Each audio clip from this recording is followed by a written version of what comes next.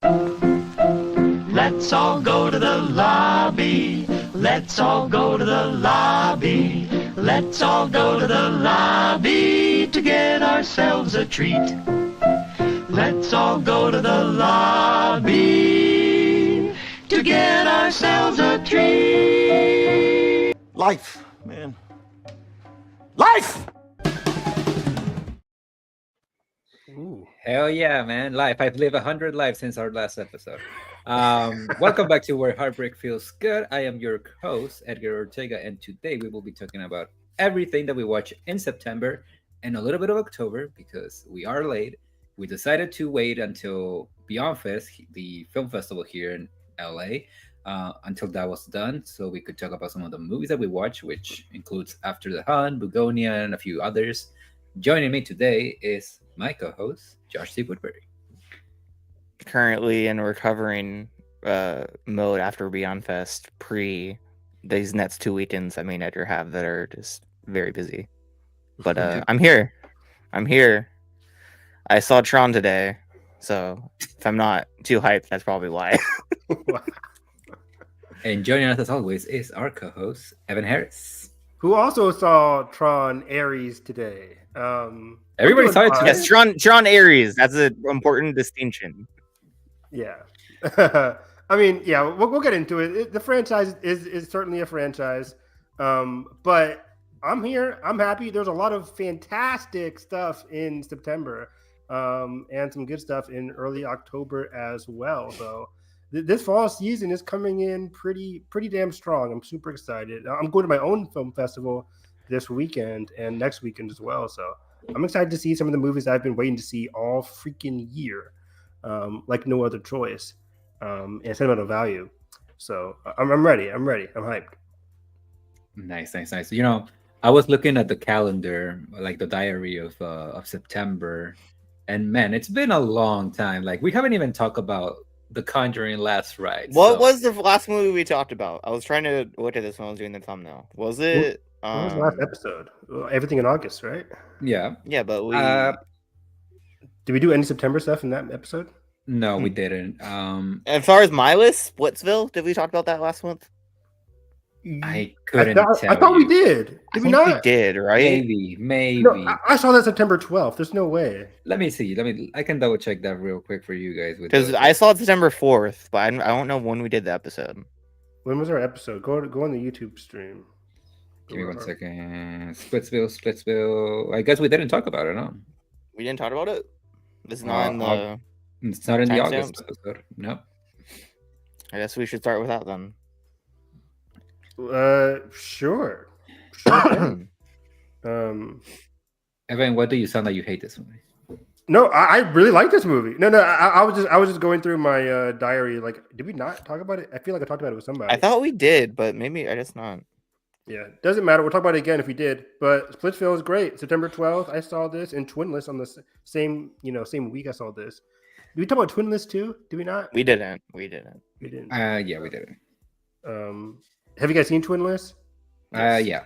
Yeah. Okay. I fell asleep for like 2 minutes, but it's fine. Motherfucker. How do you keep falling asleep in movies? Get some rest, bitch. Edgar kills me. This guy buys mid movies. He falls asleep at movies. He goes to movies late. We'll talk about it. Anemone, I understand, but Tron, how can you fall asleep with that fucking store blaring? Oh, yeah, I dodged a bullet with that movie. It's not great. It's not good, but the store's good. It's my hot take of the month. What is? We'll get to it. This guy loves. You said hot take like 20,000 times in the past hour. Is that meme where like just checking I'm different? Basically, that's me too. Though. Anyway, this movie, especially with another movie we'll talk about this month. But Splitsville, directed by Michael. You know the one that me and you are on that page with that movie. But okay, yeah. But Splitsville, this was one of the better surprises of the year for me. I really, really like this movie. It's consistently funny as hell. One of the most funny movies of the year, while also being like super sharp when it comes to like the dialogue, the character relationships, the direction, the camera work. Camera works are really good. It's very charming. It's light, while also dealing with some like complex relationships and handled in a very funny but heartfelt way. It actually Yeah, like is, two mid-ass men batting the two of the hottest actresses. I believe crazy. in women. Very Crazy. complex themes right there. Yeah. But it does get into like complexity in terms of like how these people manage relationships, what they, their perception of each other and their perception of like themselves as well, in terms of like how they each handle relationships and what they get out of like the concept of love. It's pretty interesting. And yeah, everybody just had a fantastic chemistry. You can tell the whole cast had a great time filming this. It's just one of the most pleasant movies you'll see all year. It's great. Don't really Well, have that's much what I else to add. You covered all bases there. I really like this movie. Who's your favorite character in there? Ooh. All four? All four? Honestly, like I think it's they're all kinda- equally written. Yeah. I will say Adria Arjona doesn't get as much to do in this movie as I would have. She's thought. not essential. She's great. Yeah. She's great, but she kind of like becomes like a background character, and she doesn't come back until like the very end.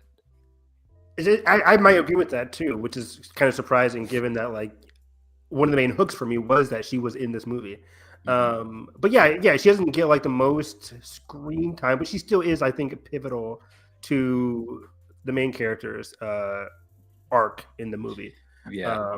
I will say, if we lived Kyle. in a just world, which we don't, but if No. we did, I would put Kyle Marvin up there for like one of the best performances of the year. I would Wow. like nominate. I think he's Interesting, okay. fucking great. Like, I think his line delivery is on point. Every single facial expression that he makes is just gold.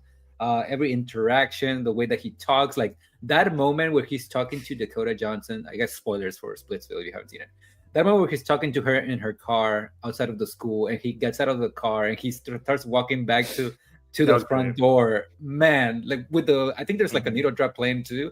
Like everything just sells like his like emotional state of mind really well. And man, he might be my personal favorite character, but just because of how in tune he is with How much he that gets to do character. too.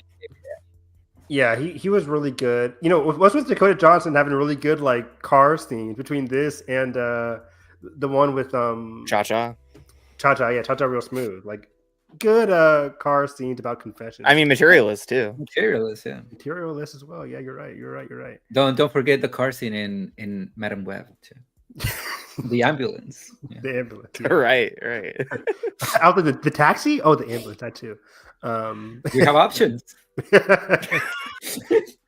Oh, Golden Globe for Madam Web. But yeah, Dakota was amazing per usual in this. I just love her so much. Great year. And I like the other effed up boyfriend. I forget the actor's name there. Michael Angel Covino. Good director. Oh, he was the director. director. Yeah, I was like, one of these guys directed the movie. I thought it was Kyle. I guess he didn't direct it. But yeah, he was really good too. He was in like an asshole, but actually had like a messy side to him that I really liked unraveling throughout the movie. So that was really cool. Yeah, this is definitely one of the more interesting movies of the year. It's one of those movies that you can like recommend to casual film goers and they'll just like have a good time. It's cool to see like a modern screwball like this too. Yeah, 'cause it does get like ridiculous at times. It's pretty but wacky, but like it's confident in doing so. It keeps it in line. It doesn't turn into like a super comedy. But Yeah, and it's also very competent. Like the movie looks great. That fight sequence in the One of the best of the year. Man, so well shot. I agree. It was like pure chaos. This was a very chaotic kind of movie that like it was like reined in chaos. So yeah, this is definitely very, very good. Let's talk about Twinless here. I thought we didn't talk about it, but I loved Twinless as well. Dylan O'Brien, my guy. So good here. Like one of my love favorites of the year. For sure. Yeah, this is one I can confidently say one of the best performances of the year. Fantastic monologue. Both of them. Yeah. He's The so director good. too. I forgot his name. He's incredible. This movie is called Twinless, but I didn't expect a certain double role here. I went into this blind, and I'm so glad I did because I did Me not too. like see that like twisted angle coming. Yeah, and I don't want to. I'm not spoiling anything about Twinless. Hopefully, people It's already out from theaters. but you James guys Sweeney, he directed and starred in this and wrote it, and he's incredible. Exactly. Yeah. Hopefully, people catch this on VOD or maybe streaming if somebody catches it eventually. But yeah, I definitely recommend going into this blind if you can. I know, certain scenes are already out there because it's Dylan O'Brien. He's one of the more famous actors out there right now. This is the infamous movie that kind of fucked over Sundance this year. A little because bit. of that. Yeah. This was in my shopping cart. This was in my shopping cart to get, and I missed it. Then they removed it. Exactly. People leaked those scenes. Yeah. Did I see? Yeah, this is in my top 15 of the year. I Top really love 15. Wow. I think it's one of the most simple but really fascinating strips I've seen. Extremely fascinating. It's very emotionally compelling based off of a very fascinating premise. Again, I won't go into it. That is pretty dark, but again, this movie is Very dark. This movie is magical in a sense that it tackles this dark premise in a very comedic and very human. Human ways. Yeah, very real. It's just really smart in how it achieves what it's going for. Exactly. It's very understanding of the situation on both sides. These are some naturally flawed characters going through some very I tough kind of emotions. hated our main character. Oh man. To that twist. Man. You hate him until it's the point where slowly over time, the strip kind of lets you empathize with him. Exactly. Not quite understand, but not quite relate or but empathize. Exactly. That's why I said it's a very understanding movie because you get you get dual perspectives of certain events, and you come to understand certain characters, and this is why I really like movies, right? Because you get to totally immerse yourself in this character's journey and his relationships and how he handles these relationships, and think to yourself, what would you do in that situation? And I completely would just not do what the main character does in this movie, but it's still you're not that main character. That's the thing. Exactly. I'm still extremely captivated by this flawed human and what he himself is going through, which is also again pretty dark. But again, the way this movie makes you enjoy it and engage with it is that it is pretty funny at times. It's very funny. It's emotional. It's heartfelt. It's relatable. And as good as the writing is, the direction is just as stellar. My god, really cool visual choices. Some very ingenious visual choices. I completely agree on that part. So yeah, I saw this Monday, and I saw Splitsville on Tuesday, and back-to-back great movies. So you saw this too, right? Yeah. I really liked it. I think what makes James Sweeney's character works as well as it does is that he's clearly a person with a lot of contradictions. He's a person who feels deeply alone, yet he's not alone. He has a lot of people that care about him, people that want to spend time with him, but he doesn't want to spend time with them. He's alone by his own doing. By his own doing, yeah. Shout out to the coworker character. Aisling Franciosi. Much better performance than her work in Speak No Evil. Oh my gosh, that was her in Speak No Evil. She was the other mom. Yeah, I was like, she looks so fucking familiar. I'm terrible with connections, but yeah. I did not like that movie.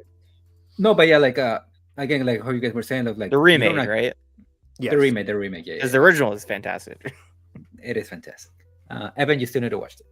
I'll get to it. Okay. You don't believe me? I don't believe you. You still have Fire and Blood collecting dust.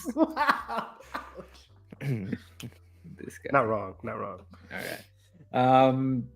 But yeah, you don't agree with what this character is doing, but again, you kind of empathize with it. You understand his psyche of deeply wanting to connect with somebody, but it feels very selfish in a way, which a lot of people are. I mean, a lot of us are sometimes, maybe to not that extreme, but But like, it's kind of like an avenue to like connect, like sympathize with them a little bit. yeah.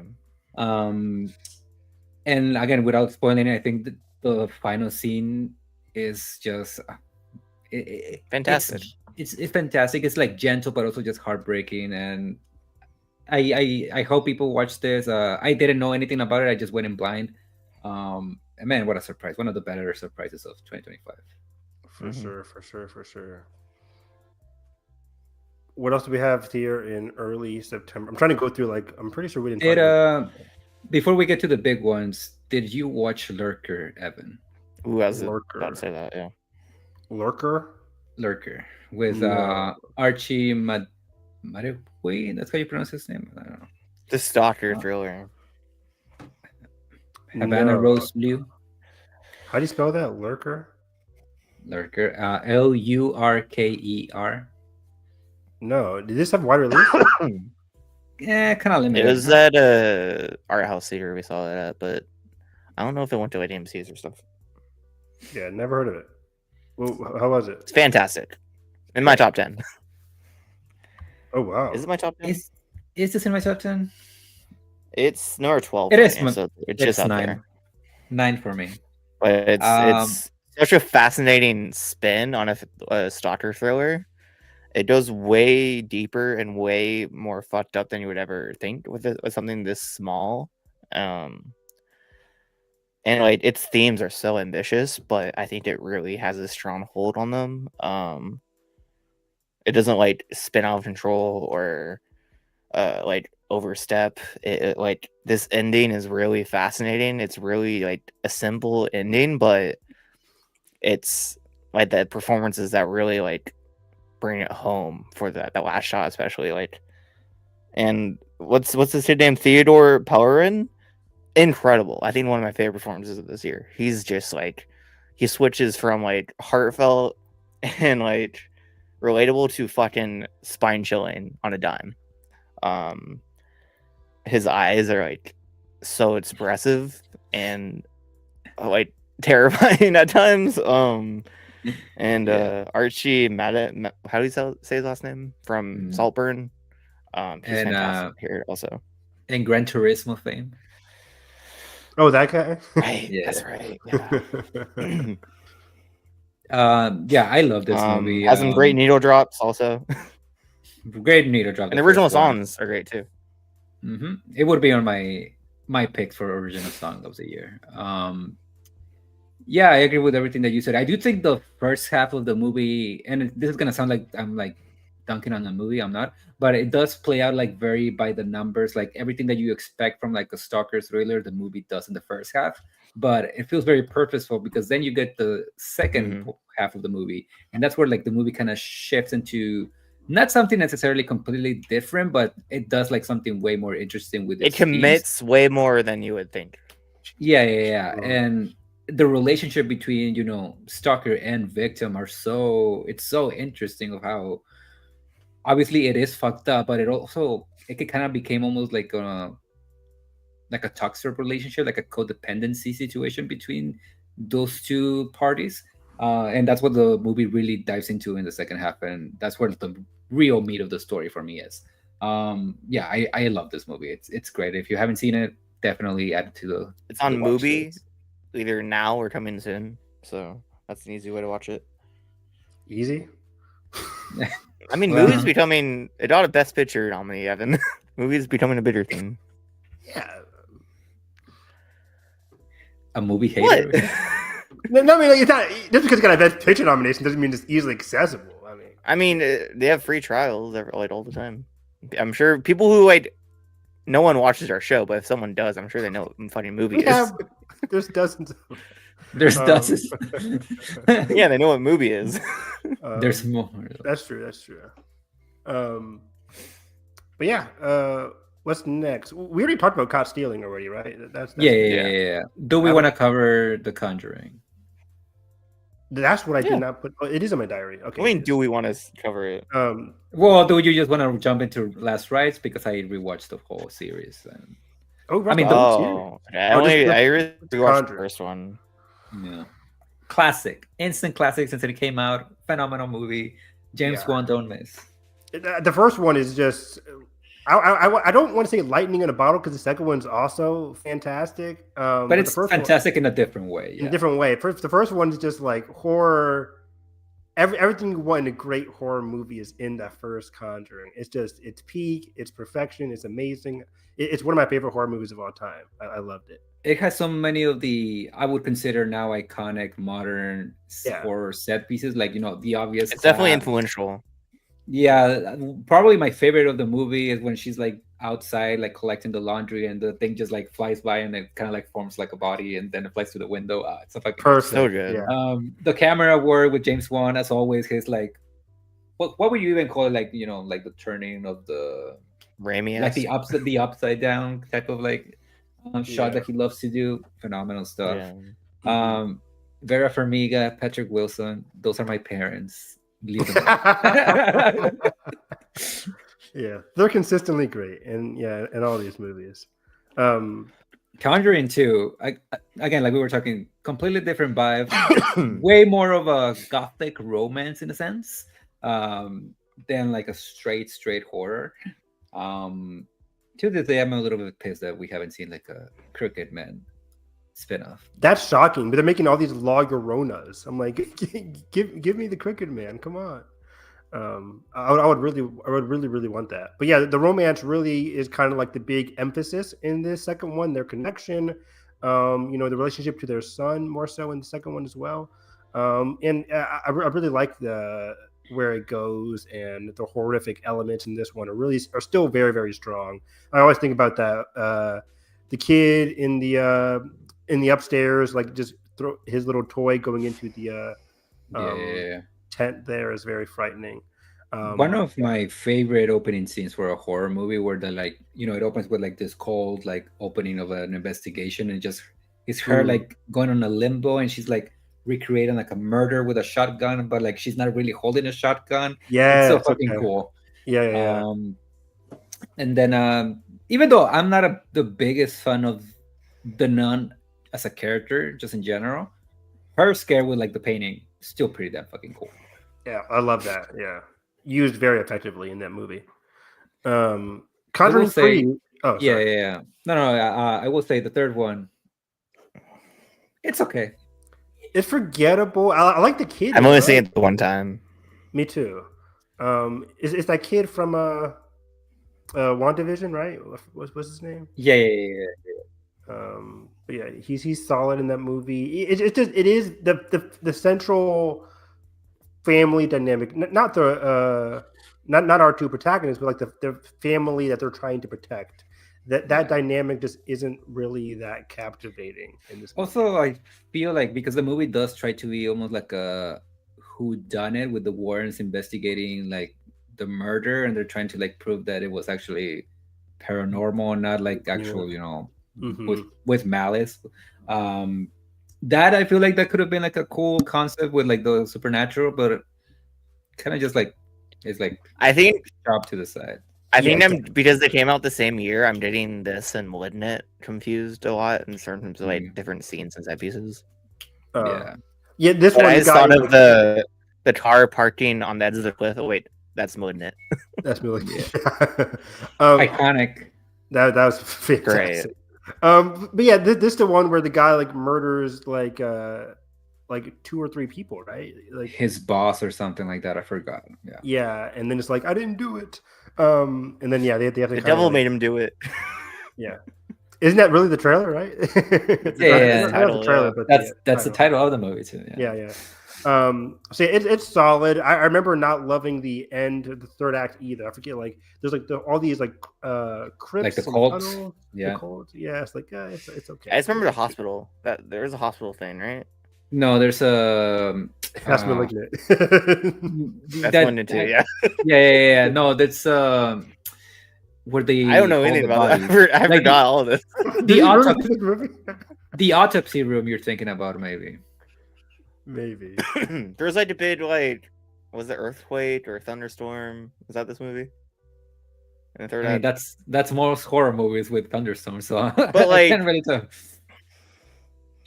There is a Yeah, I thunderstorm don't here. remember Look it much up. of this. I think I legit think you just watched Malignant and did not see this. No, I know I watched this. But Do you I want to don't borrow the remember 4K? anything from it. Yeah, There's a 4K? Oh, this one? Yeah, there's the only Yeah. movie that doesn't have a 4K is the second one. It's a shame. But yeah, last Rites, the last Jedi of this franchise. Let's go. That's baby. crazy to me.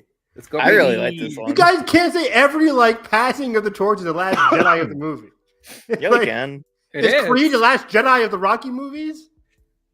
Yeah. Yeah. No, it's The Force not. Awakens, the Rocky movies. Evan, it's a movie about people that have lost faith in themselves and they're like trying to reconnect with it. And there's a like, young girl who like kind of You proves guys- that they're wrong. You're telling me the plot of the movie. Congratulations. Like, Yeah. that's Yeah. the plot. Cool. It's I yeah. mean, from Last Jedi. doesn't make it good. I mean, there's yeah, a mirror scene, Evan. I understood what the movie was about. I can read you the summary on Google. It's But, fun. It's a fun movie. Yeah, this was It a looks snooze great. fest. This was okay. The It's better Parmigian than the third Wilson one, are definitely. great. What'd you say, I had Josh? a good time with this. I think like all the things you want in a Conjuring movie, Conjuring Endgame, if you will, are in this. The I mean, huge Evan, Annabelle Evan, is Evan. weird, but it's cool. I mean, the last scene is very Endgame-y. Oh, true. Also, like all the characters like having like something to do, kind of even like the father that didn't really do anything. In the Way too previous many movies. characters. Way too many characters in this. Yeah. I mean, Like, why does the family need to have like 10 people in it? it was a very stuffed movie. And when we got to the third act, and I'm like interested in how they're going to solve this and everything, it didn't really have that. I think it was really cool. I impact thought at the the end of like the movie. big set piece was really cool, and they're not the mayor like coming alive basically. I thought that was dumb, but it was like funny. It was like I think it was, I went. I went. think it with looked good. Yeah, And I think the main actress for Judy was great. she was. She was pretty really good. She was a highlight for sure. They're It definitely was a fun like time. they're definitely playing with the idea of like our new Warrens. Maybe Who's the boyfriend from? He I looked didn't feel familiar. like they were like setting up like the new Warrens at all. Because the other guy was, Wait, Oh, I think Evan, they are. Evan, Come on. Evan, This movie Patrick made money, Wil- Evan. Patrick Wilson literally gave him the keys to the fucking no, little but machine. Yeah. the guy, you're not selling me on this guy being a horrible character. He was completely useless in this movie. Ben Hardy, that's the Yeah. actor's name. He was awful. He was in Bohemian Rhapsody, and He was in 11 at First Sight, which was kind of fun. Remember that? Oh, With Haley Lou Richardson? Haley Lou Richardson. That was really The good. Yeah. airplane rom com.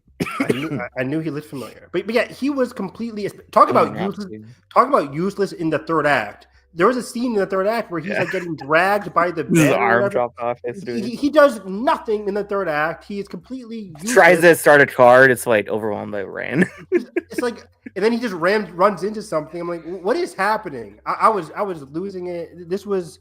She was It good. was fun. She was It was cool. fun. And then the Warrens are doing Warren things. They have great chemistry and Having heart attacks. Like, I mean, they do this. They have. It's the He's on same his fifth thing. heart attack, Evan. Doing Evan, great. he can't eat lasagna anymore, Evan. I do That's love compelling drama if I ever saw anything. It is, yeah. It's I do love relatable. me. If I couldn't eat lasagna anymore, just put a fork in my- me. Yeah, I love lasagna. But yeah, like, is this okay? Let me guess. The father is like dealing with something. The mom's still like hampered by That the scene where like, the supernatural effects. sister just throws up blood on all of them, that's pretty cool. Oh, that was when she ate ice or glass. No. I think it was because the mirror broke and the mirror was like kind of like Yes. manifesting onto her, and that's why she was like throwing up the Yeah, little pieces. The mirror was right. doing like a big like "f you," like you can't get rid of me. So It was like yeah, Oculus Light. yeah.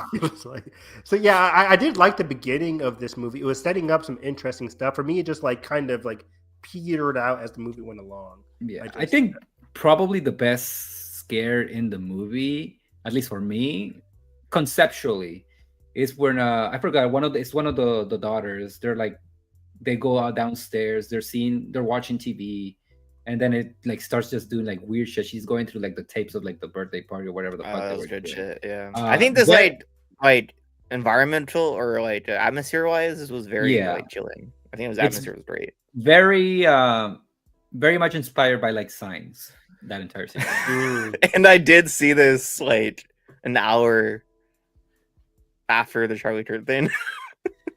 Oh yeah. So I was trying to like, I don't know. I needed some fun. Yeah. But yeah, it was okay for me.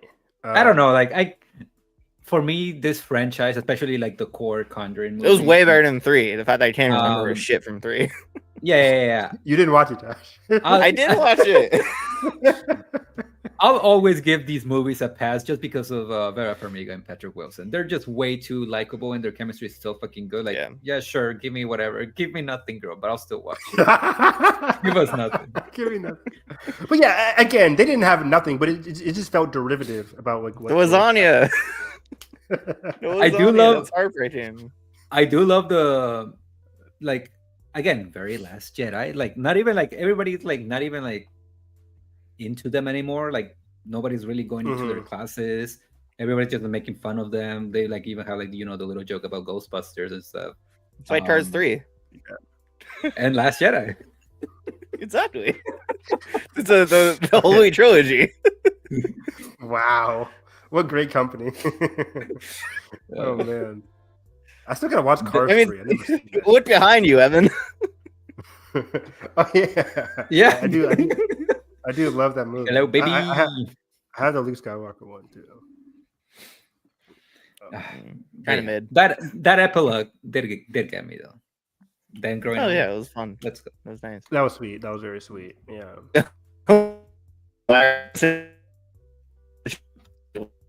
This You guy's could not tweaking do over that. here. You're tweaking. I think we lost him. Okay. There he is. But yeah. Conjuring 4. Conjuring, okay. I wish- like more than me.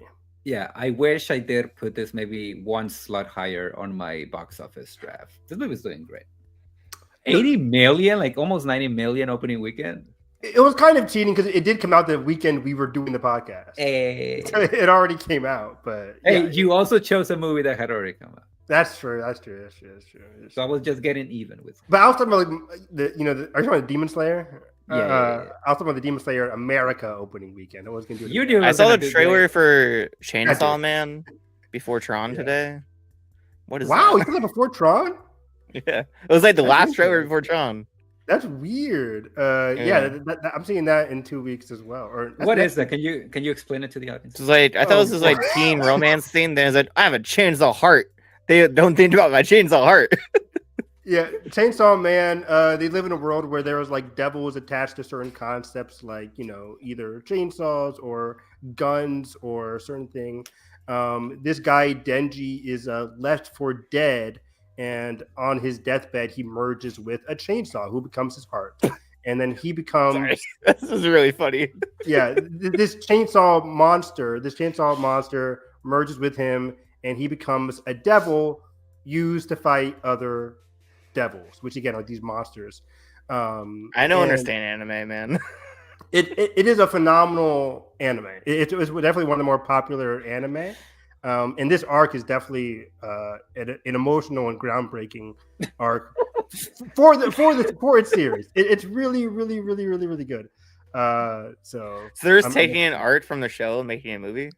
Yeah, they're doing the Demon Slayer. That's what these all do. They're not like original movies.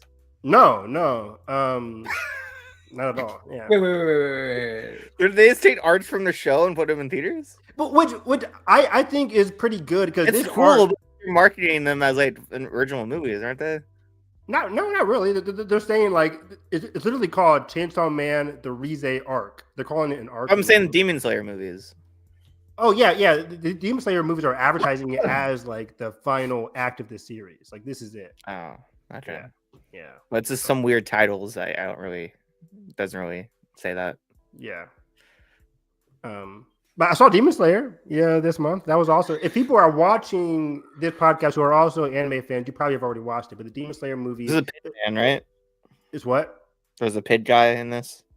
Pig? This is the last Demon Slayer movie was when I was working in theaters, so I saw the ending of it a lot. No. You said No, pig? am I a pig guy Pig. No, not that I can or remember. I think an animal guy. Oh, okay. The guy with the boar. Or that's the boar pit. That's it. Are they? Yeah. I'm thinking of like Oink Oink. I'm like, I have no idea what you're talking about. But Like anyway, Porco Rosso, but like more fucked up. Exactly. But yeah, Demon Slayer. That's his best friend, Inosuke. But yeah, this movie was phenomenal. I cried towards the end of this movie. It's definitely one of the most emotional parts of the final act for Demon Slayer. The animation's insane. The emotional character arcs are absolutely wonderful. It's 2 hours and 40 minutes, but it flies by. And it's like battle after battle after battle. It's absolutely excellent. Is it one after another? It's one battle after another. Actually, you wouldn't believe it. It really is one battle after another. It's constant battles, but the way the battles are working, is that compelling though? Yeah, because again, the way the battles work in Demon Slayer is that the antagonists have some very, very good character work for the most part, and that is definitely the case for the third act of this movie. And this is the part of the story where lives are at stake. You know, heroes and villains are dying permanently, and it's very emotionally like gut wrenching. So this is a phenomenal movie, one of my favorites of the year. And I think Chainsaw Man's going to be great as well too. So. Anime movie. I also saw an anime movie this past weekend, which I'll get to at the end of this. There's a preview for Chainsaw Man at Halloween Horror Nights this year. Oh, I would recommend you go see it. Go in blind and be so confused. But it's great. It's wonderful. Okay. So let's talk about another early September movie here. The Long Walk. Yeah. Yeah, baby. Kids getting shot in America? Fiction? What? Fact or fiction? Sounds like fabricated. Sounds made up. This movie is it's all right. I think the script's kind of not that strong, but David Johnson and Cooper Hoffman, fucking incredible. They made this movie watchable for me. Oh, I disagree. I think the script is pretty strong when it gets into like the dehumanization of just like not only these characters but the world around them, and how the world is interacting with what is going on with the Long Walk. I had a different perception about what I should say the dialogue's great. The dialogue writing fantastic. Yeah, I think the plot, the story is kind of like just simple. Then it kind of ends on a weird note. Oh, I mean, yeah, the story is by necessity simple. Like it doesn't really have that many like surprising twists or turns. It's very predictable, and then kind of like just I think the ending very abrupt, or not abrupt, but very like just okay. That's all right. That's how this ends. Okay, yeah, I mean, I think it's like not that smart. Not that smart. I didn't think I needed it to be smart, but for me, I thought it was a very fitting finale. An extremely fitting finale about given spoilers. Relationship was going. Him just walking. Are we doing spoilers already for Long Walk? I mean, yeah, okay. They had their chance, Evan. Okay, him just like walking away. That's the last shot of this movie. I wasn't really satisfying for me. I've seen a lot of people make this argument, and I kind of agree with it. I like that it's what's the word that I'm looking for? I think the shot of like Cooper Hoffman dead with the fireworks and the song going, I think that's really interesting. I think the point of the last shot a lot of people are making is that what if he actually did get shot, and that's just him like kind of like visualizing himself like the walk doesn't end. Like, I didn't see that. That's kind of lame. Yeah, I don't think he died. Yeah. But I mean, I don't know how the novel. I've given this movie too much credit. Yeah, I don't know how the novel ends. But I mean, I guess I wouldn't want to see it end. For me, I think it's it's the other way around in the novel, right? Is it? Yeah. Oh wow, really? That's fascinating. As in, like Cooper Hoffman is the one that does it. Yeah. Which I think would have been, I don't know. I think that's like not as predictable. That's actually the more predictable route. The main character does it. No, just like I think the main character dying is kind of more predictable for me. I don't really care that much. That makes yeah. I totally disagree. I think the main character, because I thought, because I had the more predictable route. I thought it was gonna be the main character, because that's what the movie makes you want to think. Hence, it's predictable. Oh, I meant that way, right? The way we got it. No. I mean, I had it the way the novel did it, which would have been the more. Whatever. I don't care enough to argue about this movie. Yeah, I think this is a phenomenal. Very, very kind of like predictable for me.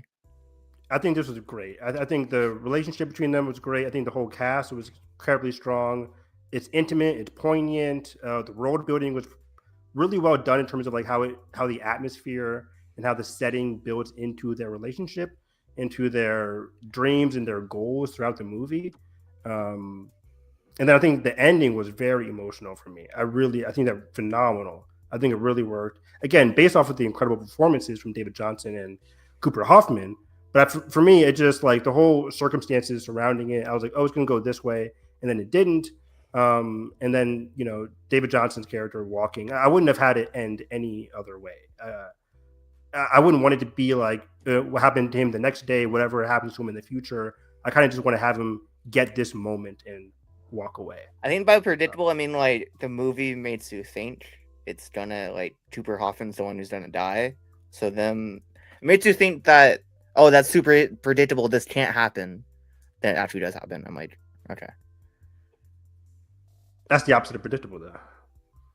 You're counter. No, I meant like, as a viewer, you think if you think you're gonna make that switch and Cooper Hoffman is gonna stay alive, that'll be the switch. Wait, I'm lost in my thought. What am I trying to say? You're going against the word that's predictable. It's not predictable. No, I meant like. I don't care. I lost what I was trying to say. Bro gave up. I think like the movie makes you believe like that. We can move on, Josh. Let's move on. I don't know what you're doing. I found it predictable how it actually ended. I think I know what you're saying. I think what you're saying. Say, right? No. I think what you're saying is that the movie is setting up the idea that he's the one who's gonna die, but like it can't possibly happen because exactly. And then it happens. But like for me, I don't mind that because who said this? I think it might have been somebody like George R.R. Martin like a while ago. Like if you're able to predict something, that doesn't mean that the storyteller that he's doing a bad job. I agree with that, but I just think I don't really care that much. Edgar, that's a great quote because it reminds me of Game of Thrones. That's what he was talking about. Yeah, the whole Arya thing was like the Arya had to kill the Night King because everybody was predicting that Jon Snow was going to do it, so we had to go against that. It's like it doesn't matter if everybody's predicting it. That's cool. It's just like. The fact that it's predictable is that you did the groundwork for that to happen. Exactly. And that was very funny for me. I remember that George R.R. Martin quote because I completely agree with that. But yeah, I really enjoyed this one. This is definitely. Do you think whoever did wins the winter? This guy, no. No. The question is, are our kids? How old is he? 70s. 75. Oh, he still has time. Yeah, well, I don't know. Does he? George R.R. Martin. Let's see. Give me 1 second. 77. He does not have time. He does not have time. He better get his somebody, The closest, if he doesn't finish the books, the closest we'll ever gonna get is like HBO is eventually at some point gonna remake the show again. It's gonna happen. It's gonna happen. Don't do that. I mean, they're doing Harry Potter, so it should happen. I mean, that's a movie. Are they going to remake one of the most popular TV series? It's like remaking Lost. It's like you can't really. I mean, that's the state we're at with art. You never know. I will say AI. There'll probably be AI fucking remade of Game of Thrones. So don't give them ideas. What are you doing? I will say, there is way more material with Thrones that you could like readapt it because there's so much left on the table that Benioff and Weiss never touched. So that's fair. You could do and this happens. Also, why though? Huh? Why though? Ask David Zaslav. Why is he remaking Harry Potter? Money. like that's fair, Edgar, because like the show is pretty damn different from the book. So like you can do like a 20 years from now at least. You could do like, hey, let's do Game of Thrones again. This time we're just going straight from the book, and you'll have a completely different experience, especially with like ages and stuff like that too. You know. Yeah. Anyways, that was a long walk. Talk about a movie I didn't like. A Big Bold Beautiful Journey. Here we go. Let's get into it, baby. Let's get into this. This movie sucks. Evan, try and guess where this movie is on my list. Is it in your top 10? Higher. Wow! Top 5? 2? 2. That's shocking. This was my favorite movie of the year until one battle. I hated this movie. I adore this movie. That's wild. Oh, yeah, you go first then. No, you go first. You Okay. started. I just think I'm a huge romance fan. Every book I read these days is like nearly like about romance. I couldn't buy into first of all, surprisingly, I couldn't get into their chemistry. I thought they didn't have that good of a chemistry. I think they both had two good performances to themselves, like, individually, two good performances.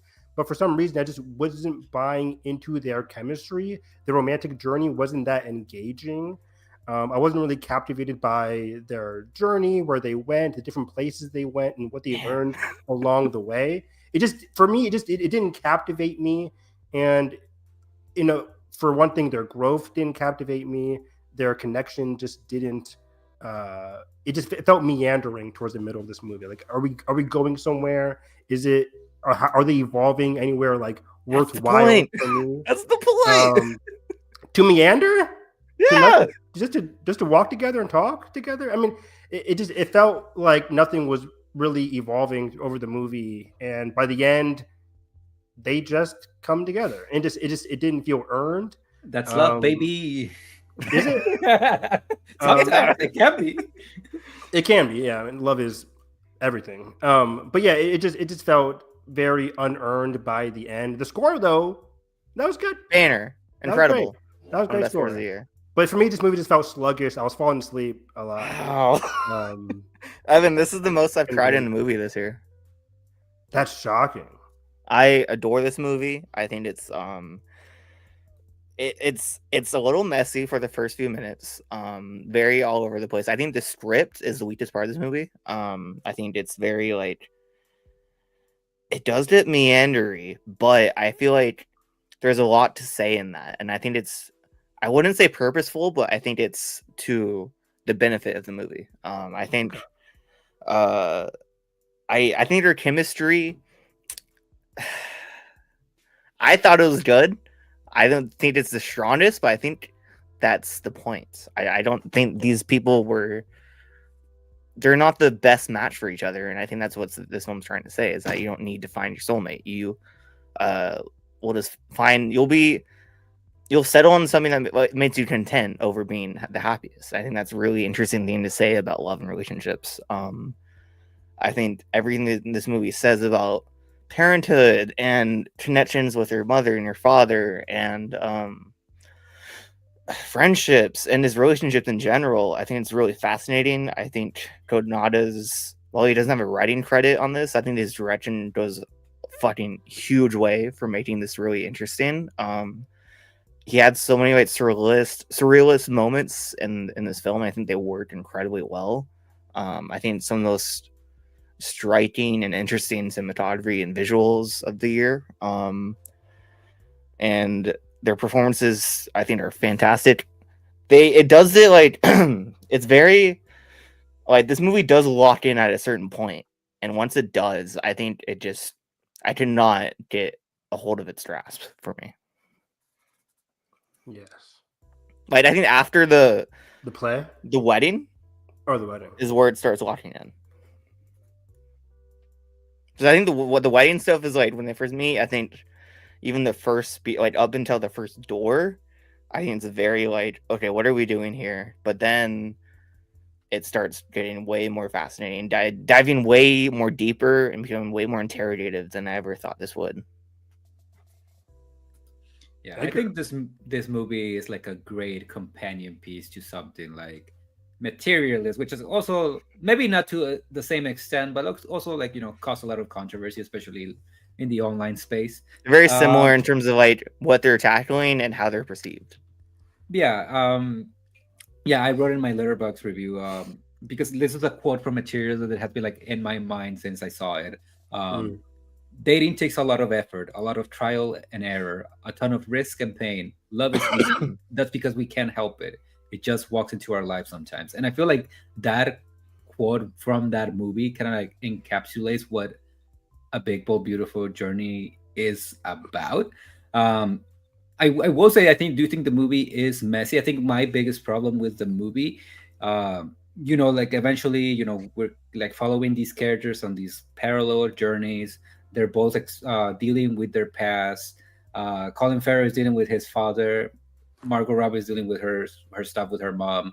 And I just find the stuff with Margot Robbie's character maybe slightly more interesting, just because it was like maybe there was more of a mystery there, and I could understand why she is how she is today because of that relationship. With Colin Farrell, I feel like they could have gone a slightly different direction to make it more interesting, but I do understand what they're trying to say. Like, spoilers. There's this whole, I forget the line, but it's like the whole line about him being special and how he at first like rejects that, and I think it was kind of a mistake for having him accept that. I think it would have been way more interesting to have him continue to reject that idea. But I think Hamish Linklater is way too good in this, and I think it works well enough for me. Yeah, that scene at the hospital is so fucking good, man. It's great. It's great. I did lock in on that scene because I love Hamish. Yeah, he's fantastic. And the movie just becomes a fucking great musical for like 20 minutes. Like, honestly, I think it's all over the place. This movie should have been a musical. That would have been really interesting. Yeah. I agree. Yeah, but it's like instead it's just like a really fun, really introspective, really small, but like grand in its ideas. It's like a really good road trip movie, and I think I really adored this.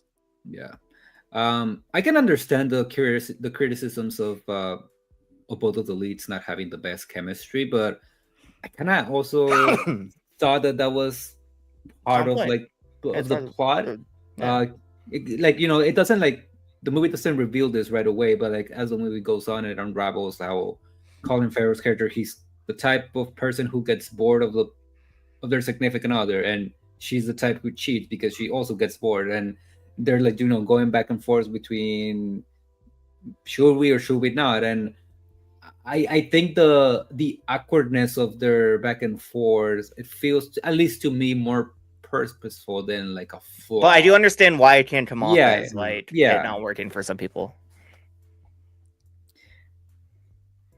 Yep. Evan is great. I think it's like, again, one more interesting romance movie. It's a straight up romance. It's not rom-com. It's not like musical romance. It's a straight up romance movie. We don't get as much of those, especially from big studios. So I'm glad this works. It does feel way more touched by a studio than Toyonada's other movies, but I think his vision still comes through in the end.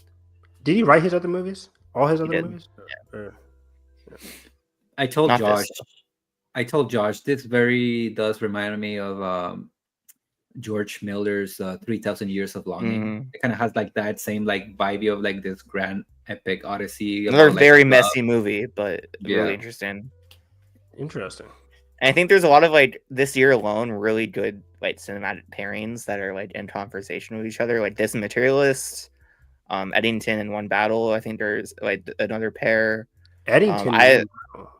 About how like America in the 2020s.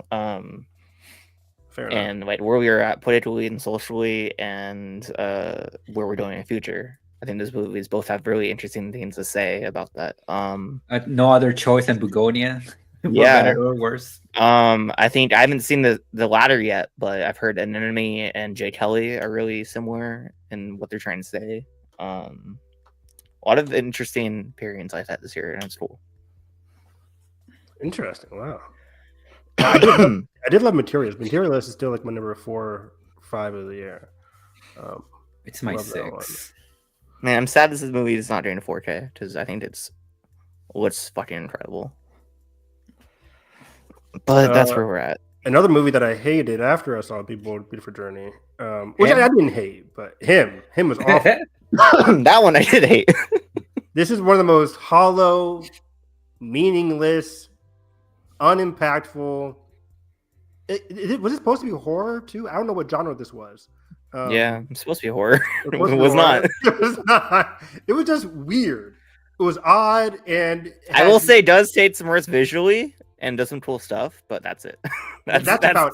That's as far as it goes for me. It's not. Yeah, you're right. It's not. And Marlon Wayans is fucking great. Two redeeming qualities of this movie. He's okay. I wouldn't say he's great. I think it's really good. He's Marlon Wayans. You know, he's not though. He's doing a very different thing than he usually does. Yeah, he's yelling this time. Yeah. There's a lot more there than just yelling.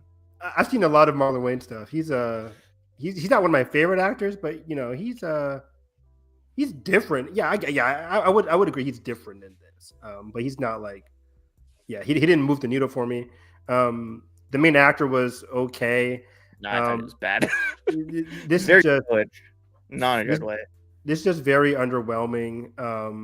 The character work went nowhere. If they were even trying to do something there, It was just all shock value. Yeah, but weird. I don't know what they were trying to shock us with. It was just oh, he kills people. Things just happening, and it's just okay, you know. It was again one of the most hollow movies I've ever seen. It was horrible. Ever. I mean, of the year, I guess. Yeah. You know, it's one of my least favorite of the year. I think I don't hate this movie as much as you guys. I don't think it's good, but this movie very much reminds me of something like Black Swan. Of following this. No, following this. Tries to do Black Swan. No,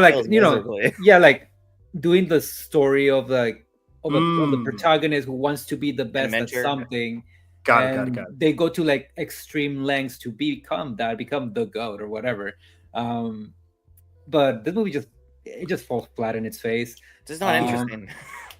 I think some of the things that it wants to talk about are interesting, but it just executes them in the most confusing ways possible. Like the stuff with the fans, like what it wants to say about football culture. I get it.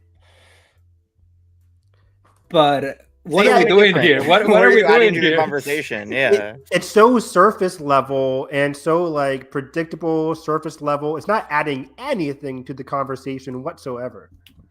And I feel also, the score and the editing are fucking obnoxious in this. Really not great. Yeah, again, it felt ironically, because this kept on saying produced by Jordan Peele. It felt like they were trying to be Get Out. That's the opposite of what he does. Yeah, because they kept on trying to make Jordan Peele was a genius. Was his editing. And there's so much substance and ideas and thought into his movies, where this is just exactly all style. This one tried to do it, but it was it was just left with extremely surface level imitations. It was bad. This has one of the worst climaxes I've seen in a movie this year. This throws it all away. They're just they're just straight up explaining the movie to you. It's we groomed you since when you were a kid. And okay. Yeah. It was you watch the trailer, you're oh, he's just gonna crash out. Yeah, that's it. He just crashed. He's just gonna crash it. It was so bad.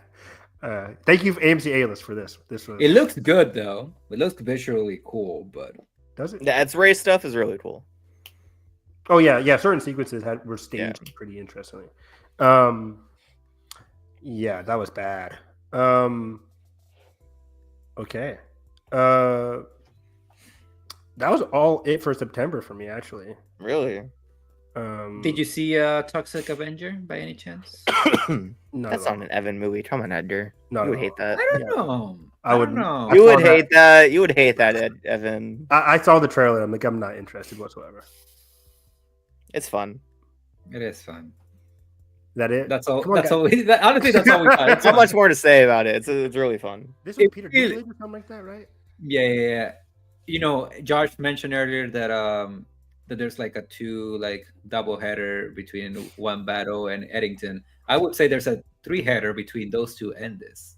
Wow. No, because this isn't really as smart with his ideas. No, but it's still having fun at least. Yeah. About America? Yeah. You know the fast food scene? That shit is fucking gold. Like, I'm sorry, but that's like one of the best scenes of the year that I've seen, Really good. probably Yeah. comedic wise. It's really funny. Yeah.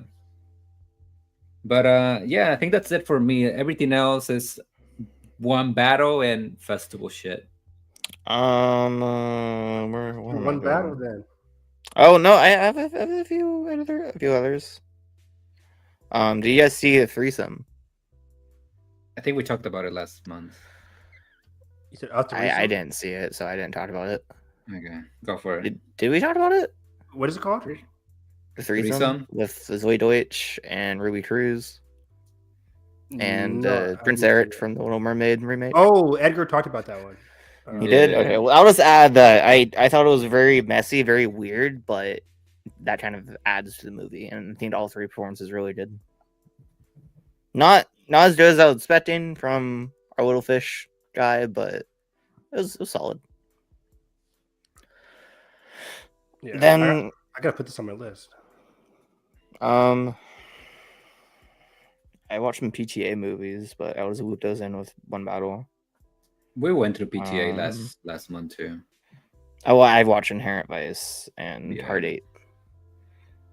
And I just all talk about them now. I think Inherent Vice is really fascinating. Yeah, I meant to watch movie.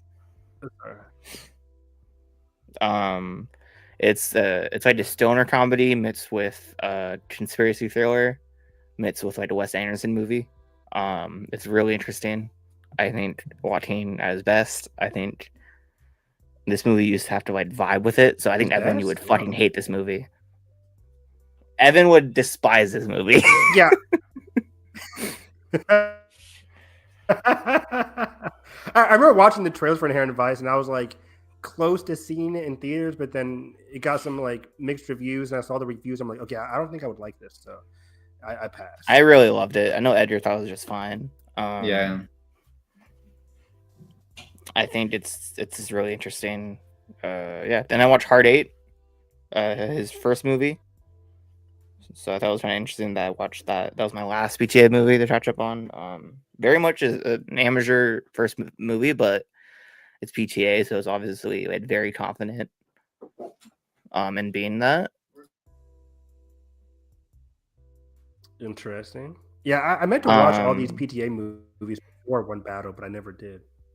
I watch them afterwards. Yeah, it's very, very good. Visuals are fantastic.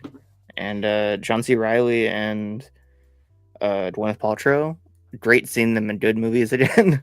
It's been a long time since we've gotten them in good movies, in real movies. What was the last great John C. Reilly movie? I think The Sisters Brothers was really good. Did you guys watch that? Oh, I hated that movie. You hated it? Oh, I thought it was really interesting. That was not good. With Jake Gyllenhaal and Riz Ahmed. Yeah, I liked it a lot. Not good. Yeah, I don't know. So are we ready for One Battle? Sure. All right. Who wants to start? VistaVision, baby.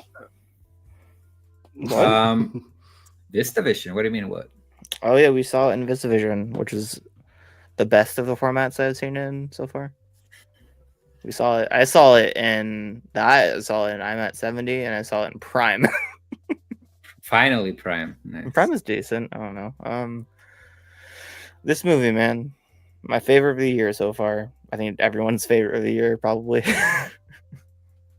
Yeah, easily. It's fantastic. Yeah. It's magical. It's relevant. It's striking. It's and terrifying at points. It's really funny. This movie's everything. Yep. I completely agree. This movie runs the gambit for why I love movies so much. It has all like the best, as Josh said, a lot of great genres in it. Some great action. As we talk about like the whole third act with the hills and the landscape. Car chase is like phenomenal revolutionary. stuff there. Fantastic. It's insane how locked in I was for that car chase. The car chase is so engaging and so interesting, so So And moving. I loved it so much. the scene Um, between them two at the end of the car chase never not makes me cry. It's so good. Oh yeah, it's so earned. It's so beautiful. Like a fantastically well structured and well written father daughter dynamic, and just a well structured family central plot in general between Chase Infinity, Tiana Taylor, Leonardo DiCaprio. What they all go through in this like humongous saga here that spans years. It's just fantastic. And again, every single bit of emotion between between each family member is so well earned, especially in the beginning, which is kind of dominated by Tiana Taylor and Leo's relationship. It's extremely well earned and heartbreaking and emotional, and you get every bit of their, not every bit, but you get a great glimpse into their relationship in just the first 15 or so minutes of the movie. It moves so fast and it's well done to a remarkable degree. And then Chase Infinity just carries the rest of the movie over and carries over the legacy of what came before her. This movie is it's unbelievable. It's fantastic. Extremely well, thought out in terms of like the character work. The direction's fantastic. Like, give PTA the Oscar right now. Like, I was blown. Sweep. Hopefully he gets like the Nolan Oppenheimer sweep. It's just like he wins every director award there ever will be. It was just it's so good. I love this movie so much. Yeah, this and Sinners for me were just remarkable achievements this year. Yeah, I remember vividly just sitting there for the first viewing and just thinking to myself like, oh, like I within like the first 5 minutes I'm like, oh, this is like very prologue-y type of vibe, and it just kept going and it kept going and kept going. Incredible. And I'm like, oh shit. At the end it comes down to like being like a 40-minute prologue, which it's very needed. That very much introduces the heart of the movie, which is, Chase Infinity, is Willa, but it does it by like not even really like showing her. It almost looks like this like presence that just like looming in the background of kind of like the reason of why Tiana Taylor and Leo are fighting the good fight. And I just love the messiness of the characters. I love how flawed everybody is.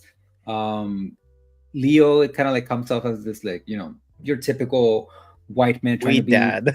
Yeah, not only that, but like your typical white man trying to be part of something bigger than himself and trying to be part of something that doesn't even fully concern him, but his heart is in the right place. And seeing that journey of him genuinely caring to like the 16-year jump, and he's just like disillusioned by all of it.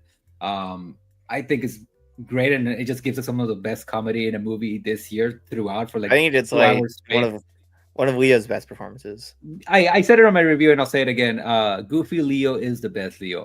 He's a great dramatic actor, but my God, his comedic chops are on point. Yeah, it felt like, for me, I was talking about it with my dad. It felt like, that scene in what's it called? The movie with Martin Scorsese. Wolf of Wall Street. Wolf of Wall Street. It felt like that scene where he goes like high and crazy on the boat, but for the entire movie, like 2 hours and 42 minutes. Or like him dragging himself by the car. Yeah, like it felt like 2 hours of that, and I'm like, that's phenomenal, Leo, right there. I don't know why I haven't seen that movie yet. Oh my god! Oh wow! I know, yeah. Oh wow! Yeah, that's one of my. It is one of those movies where the wrong people take the wrong idea from it and they kind of ruin it for everybody else, but the movie is phenomenal. That's a lot of movies. This movie. That's this movie too. People would think like Leo's like the best character ever in that movie. It's like, oh boy. Hey, you missed the point, buddy. Same with One Battle. Yeah. But yeah, the way this movie dives into like systemic racism and like aspects of like revolutionary culture in a very funny yet poignant way is just remarkable. Like this is what makes it a phenomenal like blockbuster-esque movie, where it's just like everybody in my audience just like cackling up when he gets to like the Christmas Adventurers Club. Like that's crazy. I haven't seen Sentimental Value yet, but I don't understand how Sean Penn doesn't win the Oscar. I think it's the supporting performance of the year. I think it's the most memorable. I think it's funny, it's interesting, it's different. Yeah, I mean, His work here is fantastic.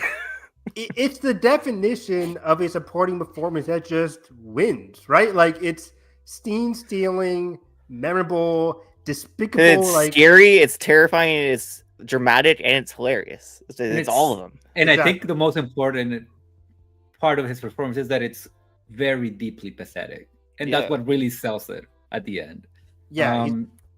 I just love how like anti-fascist this movie is, but it depicts a type of fascism that is very specific in the way that it depicts how fragile egos are often the cause of like great acts of violence. Sometimes it's not even their own beliefs, like their own racism, that is the reason why they're doing what they're doing. Sometimes it can be something that's fucking like stupid as like, oh, I want to be part of something, so I got rid of my past. And right, yeah. And like the ripple effect that Sean Penn's character goes through just to join this extremely racist, like crazy faction of Christmas adventurers. It's goofy, but it's so dark in how it's goofy because but it's like it's scary because it's how it's real. It's real. Yeah. Like we're watching this, we're laughing, we're also like, damn. Like, like, it's just like it's a smidge heightened.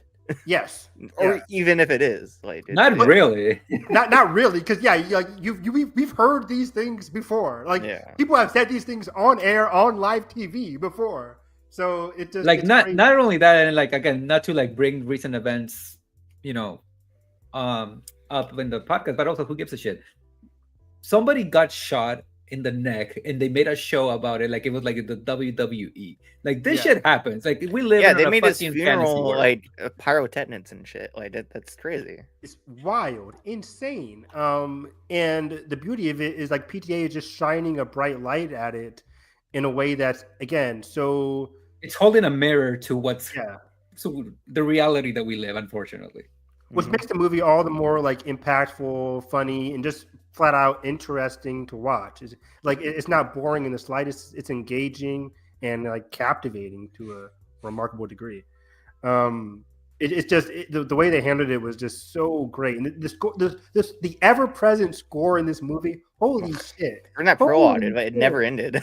Like it's insane. I'm like, for like the first 8-9 months of the year, I was like, oh, so Homeboy's winning his other Oscar again. Yeah, Ludwig Oscar, he's winning an Oscar again. The center score is just honestly, I still think the center score is remarkable and unbelievable, but it just so happened that like this score is also a perfect score. I think the center score is more interesting and more diverse.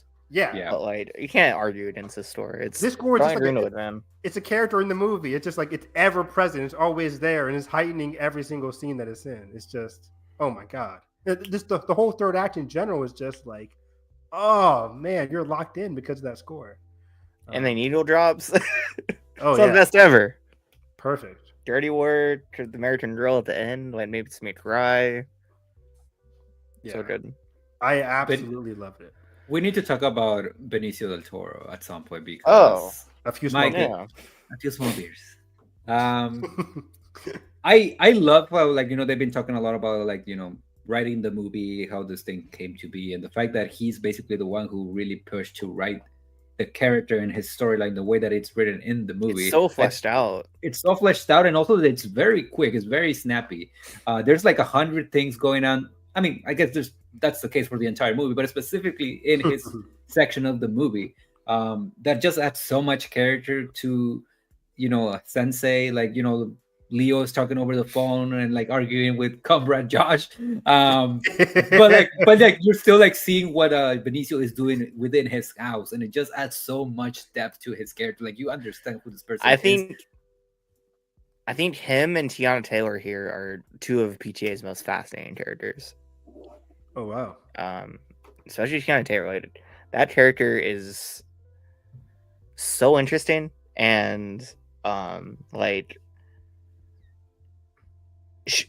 I think the thing that makes it so smart is that like PTA still empathizes with that character, but even though she becomes a rat, she like dishes her family. Like That was and so. why though?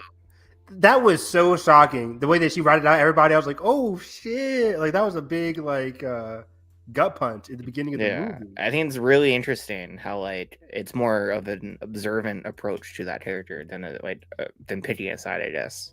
For sure. And the way she handled her internal, how do you describe it? Like grief and just like the postpartum that she was depression. Yeah. It was just I was like, wow, we're really tackling that quote where like I'm jealous of my exactly, but am I crazy for being jealous of my baby? Yeah. So good. And so real. Yeah. It hit so hard. Yeah. I think I've seen a lot of people have an issue of like, oh, like is this movie like making fun of like revolutions? That's like it's not making fun of it. It's just like it's pointed out because this happens. It's happened before, and it will probably continue to happen in the future of people that want to organize and actually bring a change about how things are working right now. Like people are dreaming that like Leo calls out the password and shit, but the password works.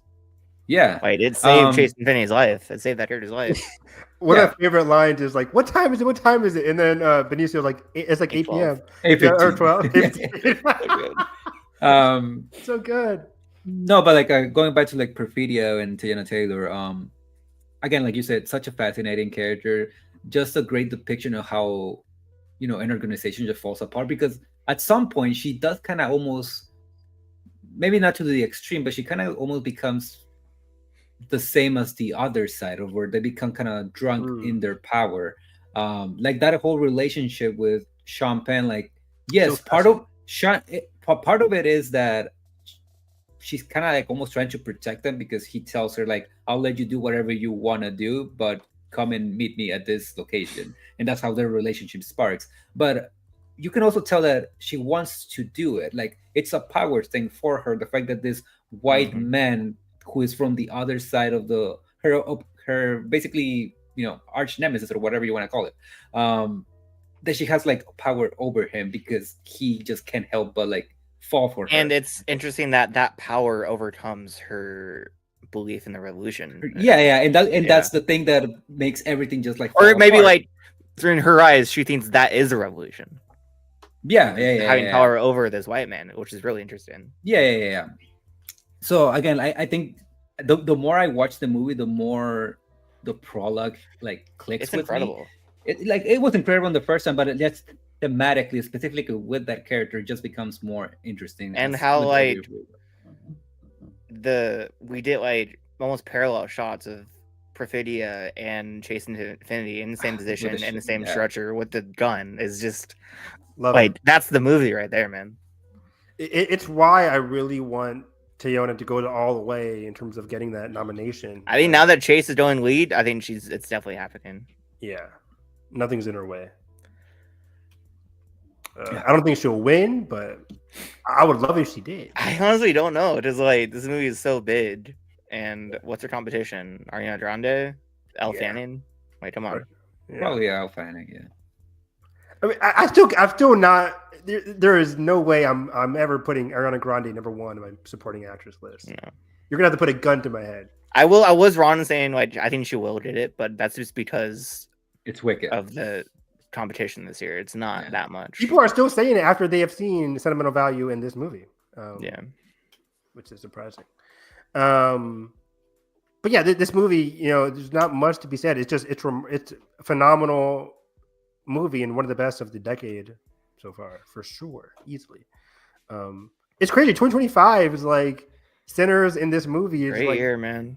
Great year so far, and it's gonna be very interesting to see Warner Brothers handle the campaigns for these movies.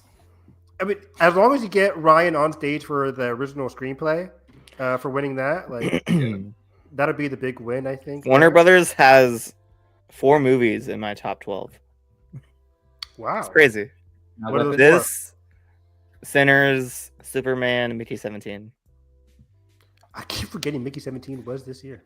I love that movie. It's good.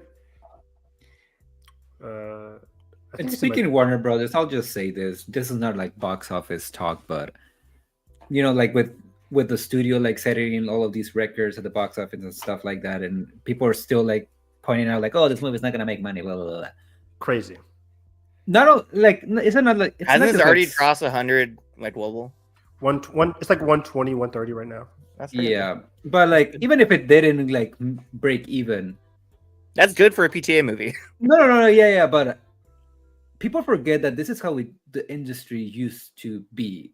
Studios would make like, let's say, like release like 12, 20 movies a year. Yeah. Some of them would work, some of them wouldn't. But the movies that would really, really work would pay for the ones that didn't work. Yeah, like Superman and is paying for this to Conjuring work. are Conjuring, paying for this. for Yeah. this. But Edgar, I completely agree with you. It's crazy. Every weekend, I'm retweeting the box office success from one battle, and then people quoting it like, I don't know why people just can't be upfront and say like this movie is a flop. I'm How's like, it a flop? because It was never to make his money back. it never was. And like, Yeah. but I tweet out like, what's the point in us saying it's a flop? What are we achieving? Also, who cares? Yeah, like what are we achieving by saying that? Like, This movie got made. That's important then. and I'm like, this movie is going. It's the best movie financially. This movie will sweep the Oscars. That's important then. It's the best movie for PTA's career. It'll sweep the Oscars. It's like it's getting a ton Latency of is more buzz. important than box office numbers. Exactly. And I'm I think like, the latency of this will be like really huge. yeah, and I think all these things, and I'm just like, why are people so hung up over the box office? Like, it's like going to mean like, oh, does that mean like we're not gonna get a sequel? Like, this isn't a franchise. If this was a franchise, maybe I can be like, okay, there's a talking point here. But like, it's PTA. The only reason this got its budget because the head of films at WB is buddies with PTA. Right? So That's the more important thing. Yeah, and remember when He's still in charge. Remember when this was coming out and they were like shopping this movie around like Paramount wanted this, but they didn't like the budget for this. I thought Michael DeLuca, I thought that was he produced this. He funded this, right? Are we sure? I don't know if this ever got shopped around. You don't think so? It was always WB. Because I remember hearing buzz like this one was getting to be very expensive. But maybe it was just within the concept of Warner Brothers. Maybe it was a different. I mean, expensive for a PTA movie for sure. I don't know if he's ever done $100 million movie. Yeah, I mean, yeah, this is like it's like twice his normal budget. Yeah, so it hasn't reached its budget yet, but it's about to. It's never going to. It was never going to break even. It was never to be profitable. Yeah, that's and that's how studios were back in the golden days. Yeah, like exactly. as much as we don't like movies like, Minecraft, the fact that movie is successful, like the fact that movie was as successful as it was, Warner Brothers is gonna be fine. That paid for this movie, and that's a good. I think other studios will take the wrong lessons from this strategy. Yeah, I think that's the thing that's more worrying about box office numbers. Hell, David Zaslav will take the wrong lessons from this tragedy. I don't think he will. He's very, he's a horrible producer, but like even he has to know, like, and even he has said like he is very happy about like the past few years. Like, it's so fascinating seeing how WB's been this like the studio for strong, weird, bold filmmaker visions at studio levels, like from Dune, Furiosa, this. Where are some others? Mickey 17. That movie exists, which is crazy. Even like I didn't like the movie, but Joker yeah, that's bold. That's different. Superman even is way more interesting of a Superman movie than I think we would have ever gotten. For sure, yeah. And yeah, shout out to like again the not David, but like the producers like Michael DeLuca and Amy, who are actually the duo that was getting the film department. Yeah, they were the ones getting grilled earlier this year after Mickey 17 flopped as well. Like, are they just gonna greenlight everything? Mickey 17 bombed, and I'm like, just wait a couple weeks later, then Sinners explodes. Yeah. What's happening? Is there a firearm, Edgar? I don't know what's happening. Or is it your screen? It might just be my screen. Maybe your camera. Yeah, all good. So yeah, what's next? What's next here? Maybe the Ring Lady is gonna come visit us. I don't know. You want to start? Okay.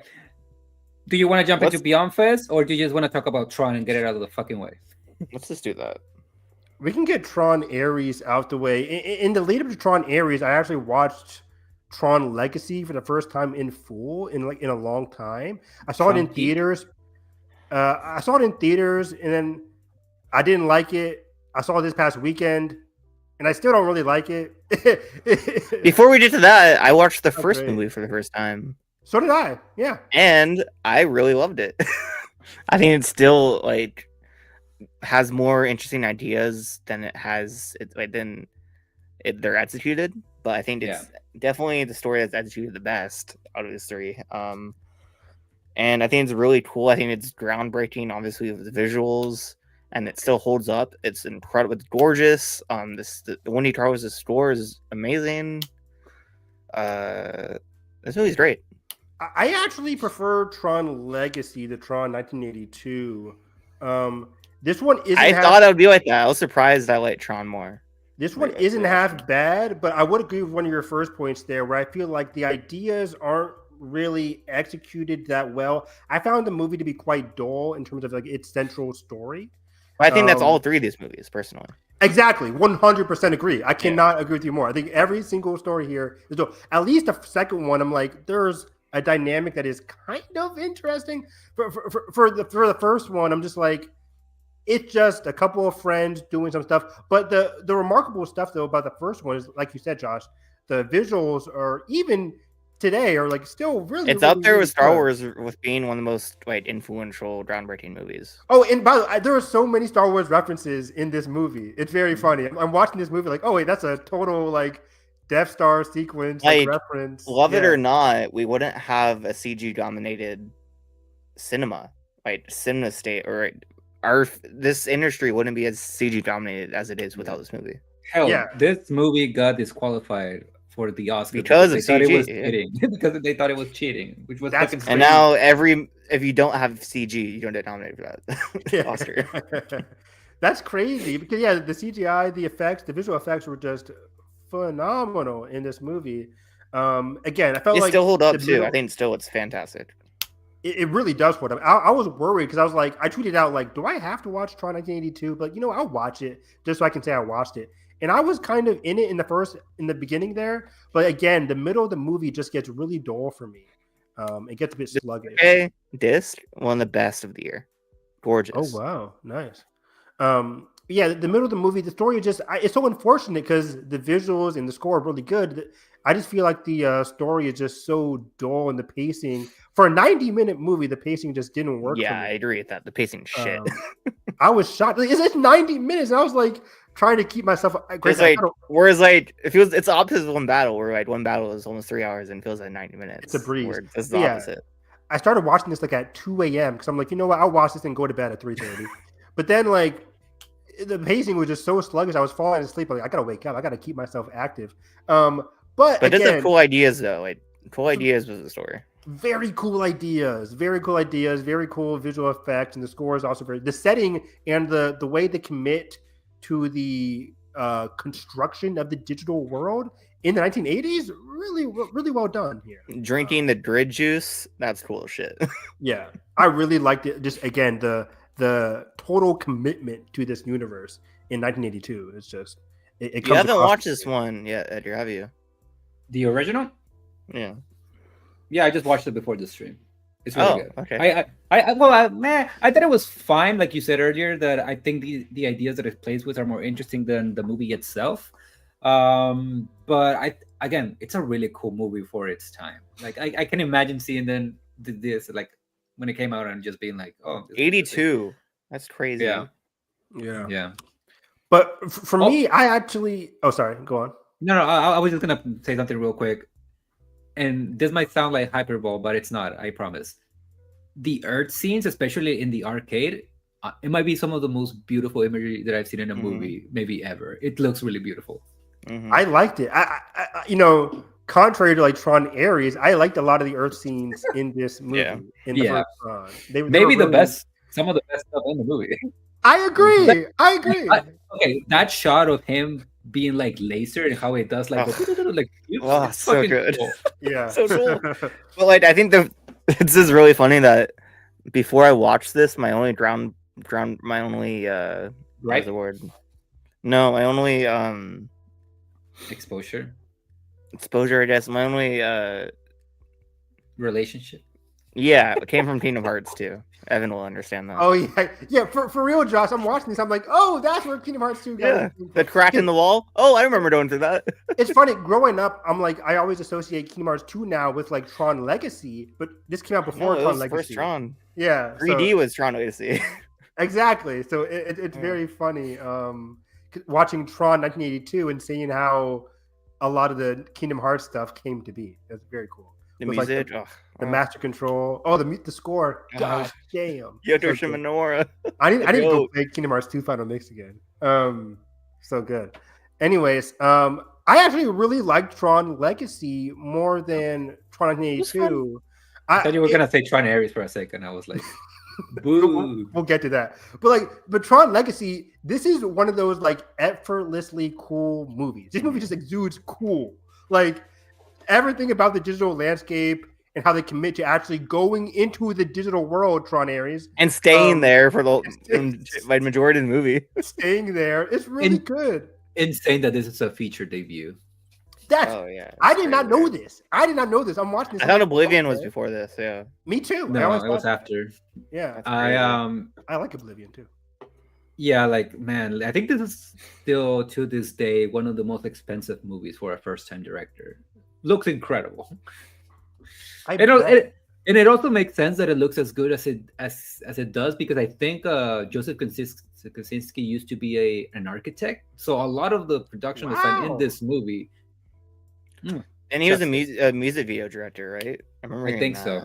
Yeah. Wow, the whole David Fincher background. Again, like really fascinating ideas that aren't executed well. No, it's so except the ending. I think the ending's really good of them driving and like her looking at the trees and the grass. Like that's really fun. Yes. The ending works for me. The ending works for me, but like the father-son dynamic doesn't hit for me. It doesn't hit all the way that I think the movie wants me to by the end, especially in that third act, like when they're. That's because fucking Garrett Hedlund's just a soggy bag of nothing. Okay, Josh, is that crazy for us to say? Because I'm watching this, I'm like, no, he's so boring. People think this movie is a masterpiece, which I can't agree with. But also, people like Garrett Hedlund in this movie, and I think he's incredibly dull. That at all. He reminds me of like Aaron Taylor Johnson in Godzilla. I'm like, it's just a very boring performance. It's just not doing much. But the movie around him is pretty interesting. Yeah, like the character relationships aren't that like earned or impactful for me. I think Olivia Wilde's character is like kind of shitty, but she's doing the best she can. She's doing the best she can. Yeah, maybe we'll see her again. No, I mean, that could be cool. Sequel bait, baby. The sequel is we'll get to it, but the sequel it sets up is way more interesting than the movie we got. I'm gonna go on a rant about that. But yeah, Tron Legacy. It's funny because I watched this. I watched Tron on like Friday, then Tron Legacy on Saturday, and the visual upgrade. I'm like, wow, like seeing like the 2010 Is it an upgrade though? I think so. What do you mean? I think Tron 1 looks better. I think it's cooler. Maybe not what's better, but it's a cooler style, I think. I see what you mean, like for what it is, yeah. But like I really appreciate the scale and like the I do love how Legacy is so practical. Yeah. Like it's really, really cool. And those sets are all real, like a lot of the armor, everything's like so practical and textured, and it's great. And I remember watching this in theaters, but like the Rinsler/Tron character is so badass. Like so nothing. Cool. So one no, but it's cool. So one no, but I'm like, oh, aura. Like he just has aura every scene. It's just so He's cool. the chaperone of Tron. Tron, he fights for the users. This is the coolest fucking line. It's so cool. I like all of it. And just like, give us the racing sequence. Give us like the duel sequence. Like really, really and cool give us stuff. one of the best scores of the 2010s. Ever, I would say. 100%. Yeah. Ever, yeah, sure. Yeah, come on, Josh. This guy. Yeah. Oh, yeah. It's great. It's great. I'm not saying this isn't. I don't think it's one of the best ever. Yeah, this is a top 20 for sure. I don't know. It's good. Not even Great. top 20. It's great top even. 50. Top 50. Top 50 I'll agree with. Yeah. Fine. You guys. It's no Phantom Thread. I'll say that. I can't even tell you the Phantom Thread score. Because you haven't seen it. I saw Phantom Thread. You saw it? Yes. That's the one PTA movie I saw. I told you this. That's crazy. I mean, And I saw it because I was like watching every Oscar movie that year. I mean, it still wasn't one of the best movies of that year, but it's good. it's probably my surprised that favorite film score of all time. I will say, Aside from John Williams stuff. Sorry I keep interrupting. No, yeah. Go for it. one of the dumbest things about this movie is not choosing just to Cast somebody else. no. Yeah. But well, I guess you could say that. But Who's at that time who would have been a better No. choice? I mean for like the Jeff Bridges awful. No. Like, here's the thing: Josh Bridges wasn't that old at the time. You could have just like fucking cut Just his hair kept or him. something. Oh. Yeah. No. Okay, here's Do my take. makeup. Here's my take. For the de-aging and the grid, I think it's cool. I think it's actually has a purpose. Yeah, But I don't like, understand why they de-age him That in prologue. IRL stuff. Yeah, it makes That no sense. prologue was so unnerving. I'm like, what are Yeah. we doing here? Like, why? He looks so Why? plasticky. What? Yeah, he looks like a toy. You are not a toy. it was not good. You know what would have been cool if he like didn't die? Heath What? Ledger, Oh, Oh, right? that could He have. I would've can been see great. Great. him Sam and Jeff Flynn. Bridges, the chemistry. Yeah. Yeah, I can see it. You're cooking. That would be. Yeah. Yeah. That sucks. Yeah. So, yeah, that whole relationship with the father and son just didn't work for me. But either way, everything here works phenomenally better than anything we get in Tron Ares, which was, yeah. I saw this. I saw this in Dolby today. I saw it in Dolby 3D. Nice. I'm not. 3D was great. I'm not wearing Got it in glasses. Dolby, baby. But Dolby was good. You know, the sound, Oh, incredible. right? Wait, is that Are your first Dolby experience? No. Oh, okay. Probably first in a while, though, I assume. No, I saw Mission Impossible in Dolby. Oh, okay. I mean, it's been a minute. Yeah. Do you think this score is good, Evan? Do you think it's great? It was for like the movie. Yeah, I wouldn't Okay, say so like, you're on the right side of this, Evan. No, he's in the middle. No, I he mean, said yeah. good. I'm not gonna go home and jam to this score, but I liked it. in Okay, the I movie. will. I'm a free twit though. Yeah, but like I, I thought for the movie, like it worked really well. It was the best part It of the was movie. great. It was so good. Really? Okay. Avenger doesn't like it for some reason. I don't look. I already told you. Is it objectively cool? Is it good? Is it well produced? Yes, it How is. does it bore you? The movie is boring, and I just didn't feel anything with the score because, like, okay, That's the movie, though. No. I know, but like, take Tron Legacy out and just let's assume that the album, the music of that movie exists on its own. Like, yeah, sure, it's cool music, but it's also like very like emotional. Generic. No. This guy. I think Legacy is they're okay. I won't say that. I was about to say something stupid. I'll text Trey right now. Don't worry about it. I don't know. I think they're Yeah, I feel something while listening to that score. Movie Oh. aside. that's Movie different aside. because I think the story of the movie makes you have those emotions way more than this ever would. But that's what I'm saying. Like, movie aside, like, let's assume the movie doesn't exist. The music is still doing that. I The see what music you're in saying. this, it's cool music to listen to, sure, as background noise. But like, I don't like. I see what Edgar's saying. Because like I just disagree with it. This is not something that I would listen to on my own time. the Oh, Tron I Legacy score. disagree. I listened to it on my way home tonight. It was great. Okay. Go, Oh, yeah, go yeah. for That- it, Ryan. It was The great. Tron Good Legacy score, I music. think. It's good electronic music. Yeah, I mean. Evan, you don't have a say in this race. I like the score. He's the man in the middle. Because I don't go home listening to fucking scores all the time. Like, yeah, I have a say in the race. Like, it's a good score. And again, like I'm saying, it's not bad. It's well produced. It's cool music. I just wouldn't listen to it on its own. yeah, you're saying it's just not like indistinguishable. That's fair. Like, Okay. Yeah. Like I think Challengers, it's also a very cool. I think this is sounding very score. not that different from Challengers. If you listen to it, Challengers. Is it's better. very much the same. It's better, That's but the movie's crazy. better. I If you cannot listen hum to his you. music on its own, it's very similar to Challengers. I cannot hum you a single thing from that movie, and I saw this movie yesterday. Okay, that's the movie, not the store. No, I'm saying the score from music. the movie? I cannot hum you a single track from this. The main fucking thing. song? I cannot do it. I don't know. You man. haven't? Oh, I mean, I've listened to it since it got released like months ago. And again, so I saw the that's movie why. yesterday. Also, I was falling asleep during this movie. I was struggling to stay awake here too, especially towards the middle of this movie. Edgar, listen to some of the store after this. It's good. I'll do it tomorrow. He's lying. Yeah. Okay. No. Okay. I'll make a promise to you right now. I'll listen to it on Thursday night on my drive to San Diego after I listen to Last Dinner Party. There you go. All right. Okay. This bitch, you won't. But yeah, this movie, man. Jared Leto is not great here. He's the best part of the movie, though. He's the best actor in this movie. You think so? Best performance in the movie, even though it's a bad performance. Yeah. I think his whole cast is terrible. I don't know One if of the I would most- say One of the most miscast, horrible cast I've seen in a long time. I would. I don't know if I would agree. Who do you cast? necessarily. Who do you cast in this movie to make it work?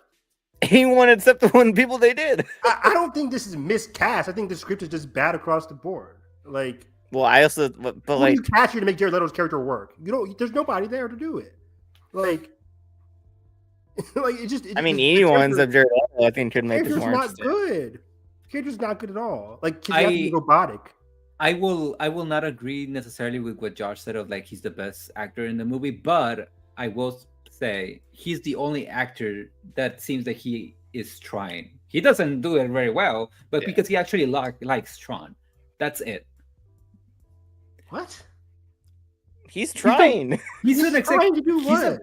He's a producer in this movie. He's basically the reason. Oh, why the he got his movie is- name on it. I don't give a fuck. Like, he's still pretty bad in this movie. They're No, all I- bad. We're saying I'm not. that, but I'm, like, I'm not saying he's good. He's the only one in the cast who seems to be fucking trying. He doesn't do a good job at it, but he seems to be trying. Nobody. Reddit Lee is just None of them asleep. give a shit. Yeah, none of them give a shit. They're all like sleepwalking, and I honestly get it None of them give a shit, but he's trying. because Yeah. he fucking likes Tron. He I don't know why the fuck he like is obsessed with Tron. I mean, for I'm some not fucking really. reason. I don't agree too much. I just think he's. I don't know. I came away thinking he's the best bad performance in this movie. I couldn't even rank them. They're all about the same for me. Reddit Lee is just so miscast. Not Again, I don't think she's sensibilities at miscast. all. Who do you Oh, cast to make the it's like character Paul work? Mescal and Gladiator. I don't think Paul Mescal was miscast either. I did. Who do you cast in this movie to make her character work? Like any actor you put in here would have had the same criticism. Anybody, because they realized they're in a shitty movie. That's why Elizabeth they don't Olsen care. would have been good in this. Oh, so you think we would have walked out being like, well, Elizabeth Olsen killed it in her character? Like, wait, what? Killed it I'm in not saying Tron. killed it. I'm just saying like we would have had the same exact criticism for anybody who's in this role. Look The what character's you're bad. going to the boys. Like, if the script is bad, cast anybody, it's going to be bad. that's not true. For the most part, yes. The script in Enemy is bad, and yet Daniel Day-Lewis makes it work. I guess for some people. Yeah, For but some people. I'm just saying for the most part, like, Some people. Your whole argument could be for some people also for Tron. well, yeah, again, I said for the most part. I'm like, most of these characters are just badly written. There's good performances with bad scripts. That's the thing, Evan. What? You can have a bad script and still get a good performance out of it. Again, yeah. I mean, I'm not saying it's 100% the case, but in this movie, I'm just like, cast anybody for this movie. You cast Rebecca Ferguson to play this character. It Yeah, wouldn't she'd be be great. bad. I don't think so. Why? I Why? mean, why? Why? Greta Lee and Rebecca Ferguson are both two great actresses. You think she would Yeah. have tried more? I think Based on Rebecca what? Ferguson is more used to these roles. What kind of Whereas role? Greta is Lee's here? only been in indies, like romance indies and like smaller And Rebecca indie Ferguson films. Rebecca Ferguson has been in bad movies, so she would have been good here. No, I'm saying she's been in blockbusters before. Greta Lee hasn't. I don't think that matters. It does matter. How? I think I know what he's trying to say. You've been in a movie that cost over $50 million, so you'd have been better in a movie that cost over $50 million? No, these like big like action focused movies. Dreda Lee that's not her thing. Yeah, like it wasn't Rebecca Ferguson's thing at first either. Like she didn't first start out. Her breakout was Fall Mission Impossible. What was her thing? That was, but like Rebecca Ferguson can do it all, sure. But it's like there's tons of actresses who start off in indies, then go into blockbusters. I'm just saying, I know that, but I'm saying if you had someone who's more versed in this type of movie, you could have gotten better performance out of them. I think we should just like look at the director. Or they could have tried more. I don't know. Nobody would have tried for this shitty movie. Nobody was going to try. No one tries to make shitty movies, Evan. It just happens. Yeah, exactly. I'm saying this shitty movie, nobody would have tried. They would have realized when they read the script that it's bad, and they couldn't try. There's only so much you can do with these characters. It wasn't going to work. Everybody in the movie was awful. Evan Peters too, horrible. I mean, you kind of have to read scripts. I just said something. Okay, never mind. Yeah, Evan Most Peters of is horrendous here. Yeah, I agree. I mean, they're all bad. The last 5 minutes of this movie teasing, like I was dying of laughter watching Jared Leto look at a photograph of like her. There's more to be done here. There's more mysteries. I'm like, stop it! Fuck off! Like you're not gonna get your sequel. Don't prep me for a movie. Did you see the post-credit scene? Yeah, with Evan Peters crawling out of some random tower overlooking a CGI screen and then being overcome by like master control or something. I don't care. I was so turned off by his character. It was so bad. It was horrendous. I mean, I take the sequel because it's a wood tool. Nah, not worth it to have Jared Leto back. Yeah, right. It's like keep him. Like they still don't know how to use that guy. Like, anyways, it was just so mid. I will say this is not the worst Jared Leto performance we've gotten. Definitely not, right? Yeah. I mean, Suicide Squad, Joker, yeah. Suicide Squad, Joker was not good. I think he peaked at Blade Runner. He's never going back. I mean, the only good one. Playing himself, basically. He's good in Dallas Buyers Club. Oh, I never saw that. He got an Oscar for that, right? He got an Oscar for that. That's the only reason I saw that movie. That's the only reason that's big, probably. You're right. Yeah, that's pretty much it. But maybe this is the end all be all. Hopefully, you never know. Studios are stupid. How much money is this making? Not many. Not much. What it make at your opening weekend? Made like 80 million opening weekend globally. Worldwide, yeah, I think so. Yeah. I don't know how much it did here domestic. One battle numbers. Worse. Yeah, worse. It might do worse than one battle. We'll see what happens after next weekend. Oh, this is crazy, vid. It's gonna have a big drop off. What it make like 30? It made like 30 million. It's gonna make like 12 million next weekend. For sure. If that. Yeah. I don't even think it's gonna cross like double digits. My theater had like 5 people in it. Yeah. And it was a Tuesday afternoon, but still. What's coming out this week? After The Hunt and Black Phone? Black Phone's a big one, yeah. Oh yeah. Black Phone can make like 30 million, right? On a good day, yeah. On a good day. Oh, I know. The first one made a lot. Yeah. What's his face? Jason Blum is hoping for that. If not, he's gonna cut his wrist. Jesus Christ! He has had a bad year, Evan. Was that his horrible year? Is Friday's 2 gonna be making a lot of money? Probably. Yeah, yeah. That's their swan song. Yeah, that's like untouchable. That's gonna make bank. Cut his wrist is crazy. Mr. AI. Mr. Macon. Let's go on from mid to another mid I saw in October. Oh, I guess. Smashing Machine? Yeah, did we all see Smashing Machine? Yeah. I love how Edgar's like taking a look at my letterbox right now, just predicting everything I'm going to say. I just know you very well, man. Thank you. Smashing Machine is mid. I think they like this more than you does. I think it's okay. Like, this is like the most uninteresting MMA kind of movie that I've seen like, structurally. There's a much more interesting movie within this movie, but that's not the Yes, story yes. that's being told. 1,000%. 1,000%. And the scenes we do get that are this movie's best. Phenomenal. It's the movie's at its best when it's the two of them, and we know who we're talking about. Yes. Yeah. So you guys are Dwayne saying Johnson is Ryan Bader. I think that's his name. his name is What? Ryan. His name is Ryan Mark Bader? Kerr. No, I mean the actor. Oh. Mark Kerr. Oh, I was talking about Emily Blunt. Wait. What are you talking about, Edgar? Wait, what? What are we? What talking are we talking about? Wait. I was talking about the scenes with the marriage and like the Me too. relationship. I thought it was like very by the numbers. Okay. Wait, I will say it got to a point where I was like emotionally exhausted by them constantly arguing. I think she's the character is thin, but I think the relationship is interesting. Yeah. I think the relationship could have been more interesting, but like I did like their scenes together. I mean, because Emily Blunt is a great actress. Of course, yeah. Like she elevates everybody that she's talking to, Yeah. Including Dwayne. Yeah, I think he I do like how this movie comments on masculinity, though. I think that's some of the most interesting stuff. Definitely, yeah. I think the fights are really well shot, and the jazz score during them are really cool. I actually disagree. I didn't like the direction. Really? I didn't like the direction in this movie I at really all. enjoyed that. I thought it was very like in the opposite of immersive. I wasn't really immersed in the fighting. I don't think it's trying to be immersive, though. No, It's trying to be more observational.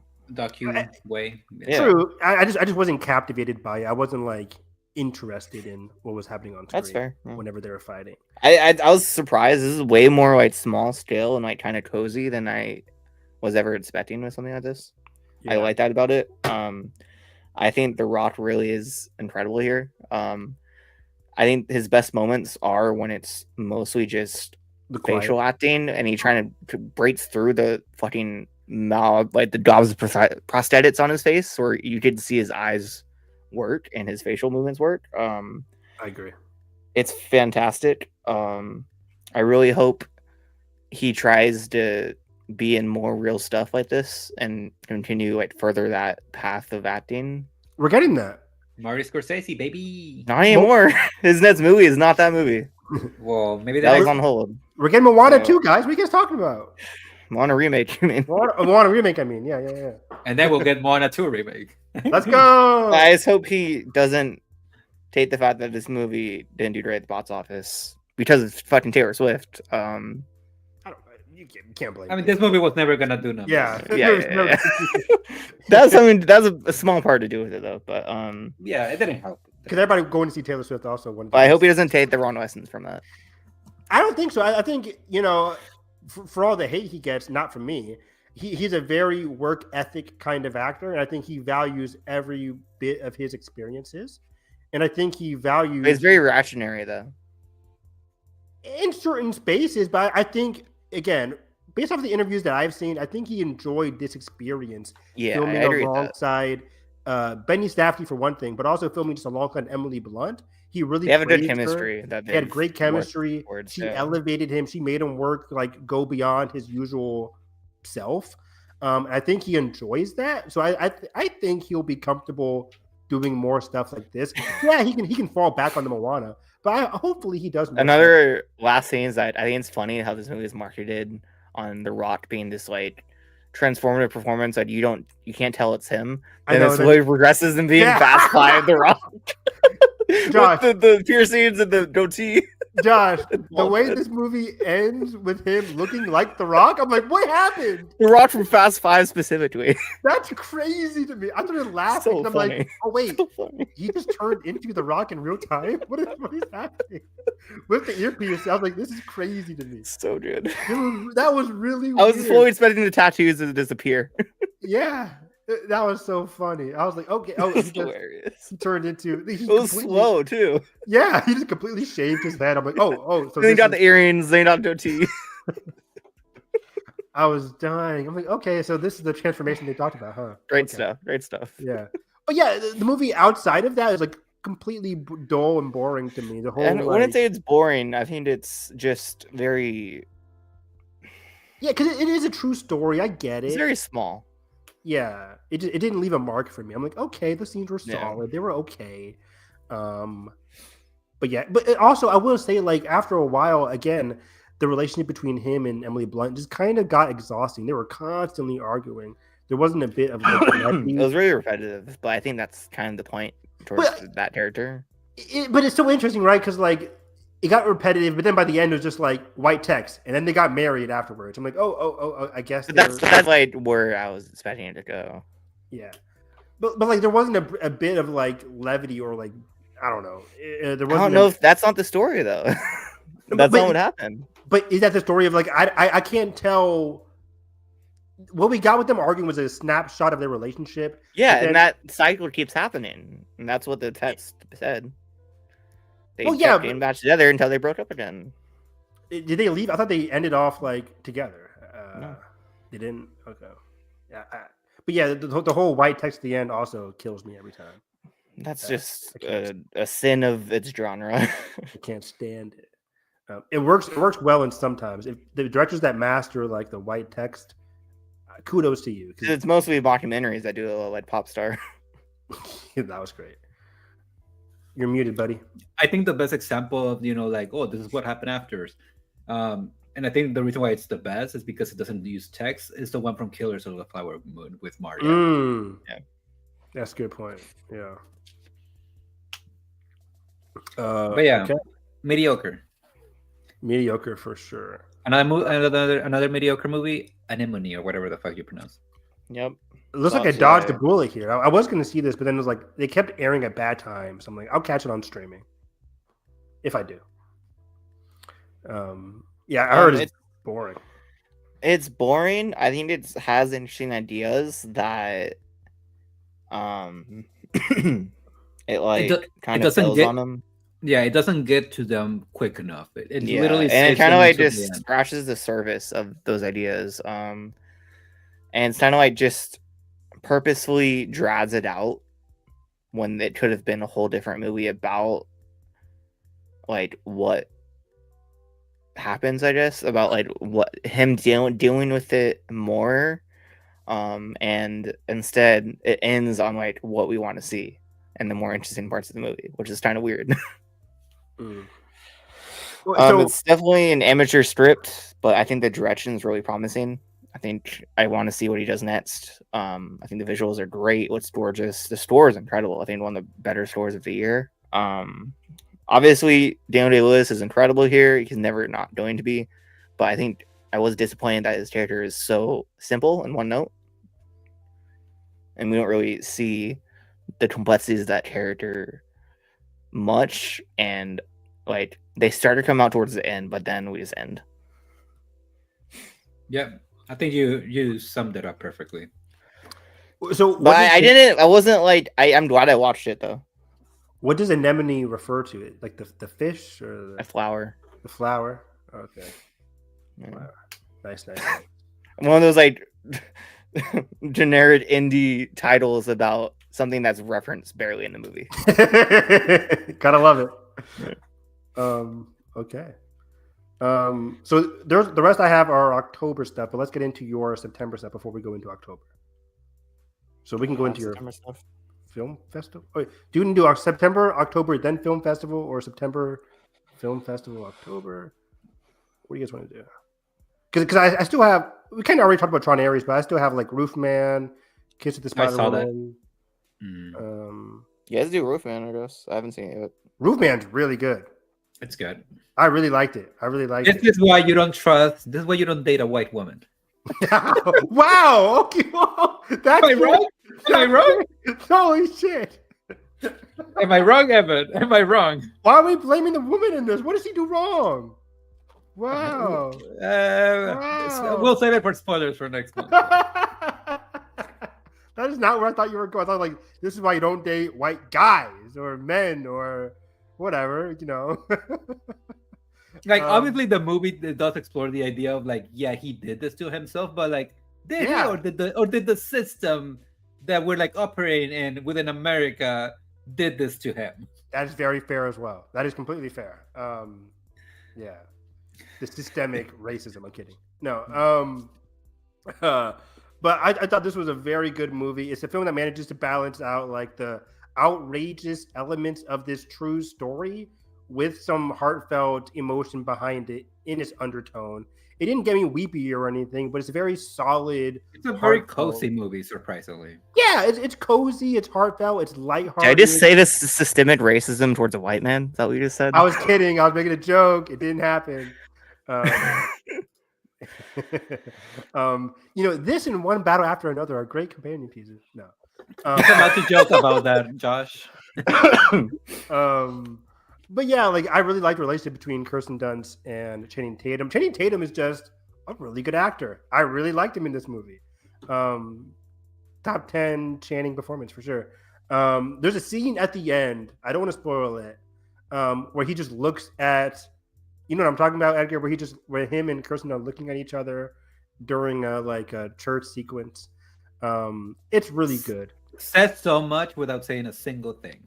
Bingo. You knew what I'm talking about. Exactly. It's a really great scene. Speaking of church scenes, Ben Mendelsohn's surprisingly in this movie. Did not know. He was in it. Spoilers! Yeah. He's a supporting character. He's a supporting character in this movie. I didn't know that. But now he's you really good here. He's really good. I'll just say that. And yeah, I really like the way the movie ends. It's a solid third act. Nothing too unpredictable with this kind of like true story here.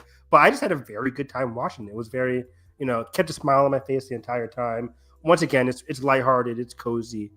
I think most people will walk out liking this movie. So yeah, really fun. Crowd pleaser for sure. Definite crowd pleaser for sure. That's crazy for a Garrett C. and France movie. Yeah. What other movies has he done? Blue Valentine. Place Beyond the Pines, yeah, Blue Valentine. I haven't watched any of those movies. I just know they're really sad movies. They are sad. They're for the yearners, Evan. I do like to yearn. And why don't you like Bit Beautiful Journey? I felt nothing watching that movie. For the yearners. Did anybody see Kiss of the Spider Woman? Not yet. Not yet. I had a solid time with this movie. That's my boy Diego. Really good, really good. I love Diego. Diego's really good, but I also liked. I'm gonna butcher his name. The first time actor here, Tanatia. Tonatia. I'm butchering his name, but he was he's the main lead actually of the movie, and he's really good in this movie.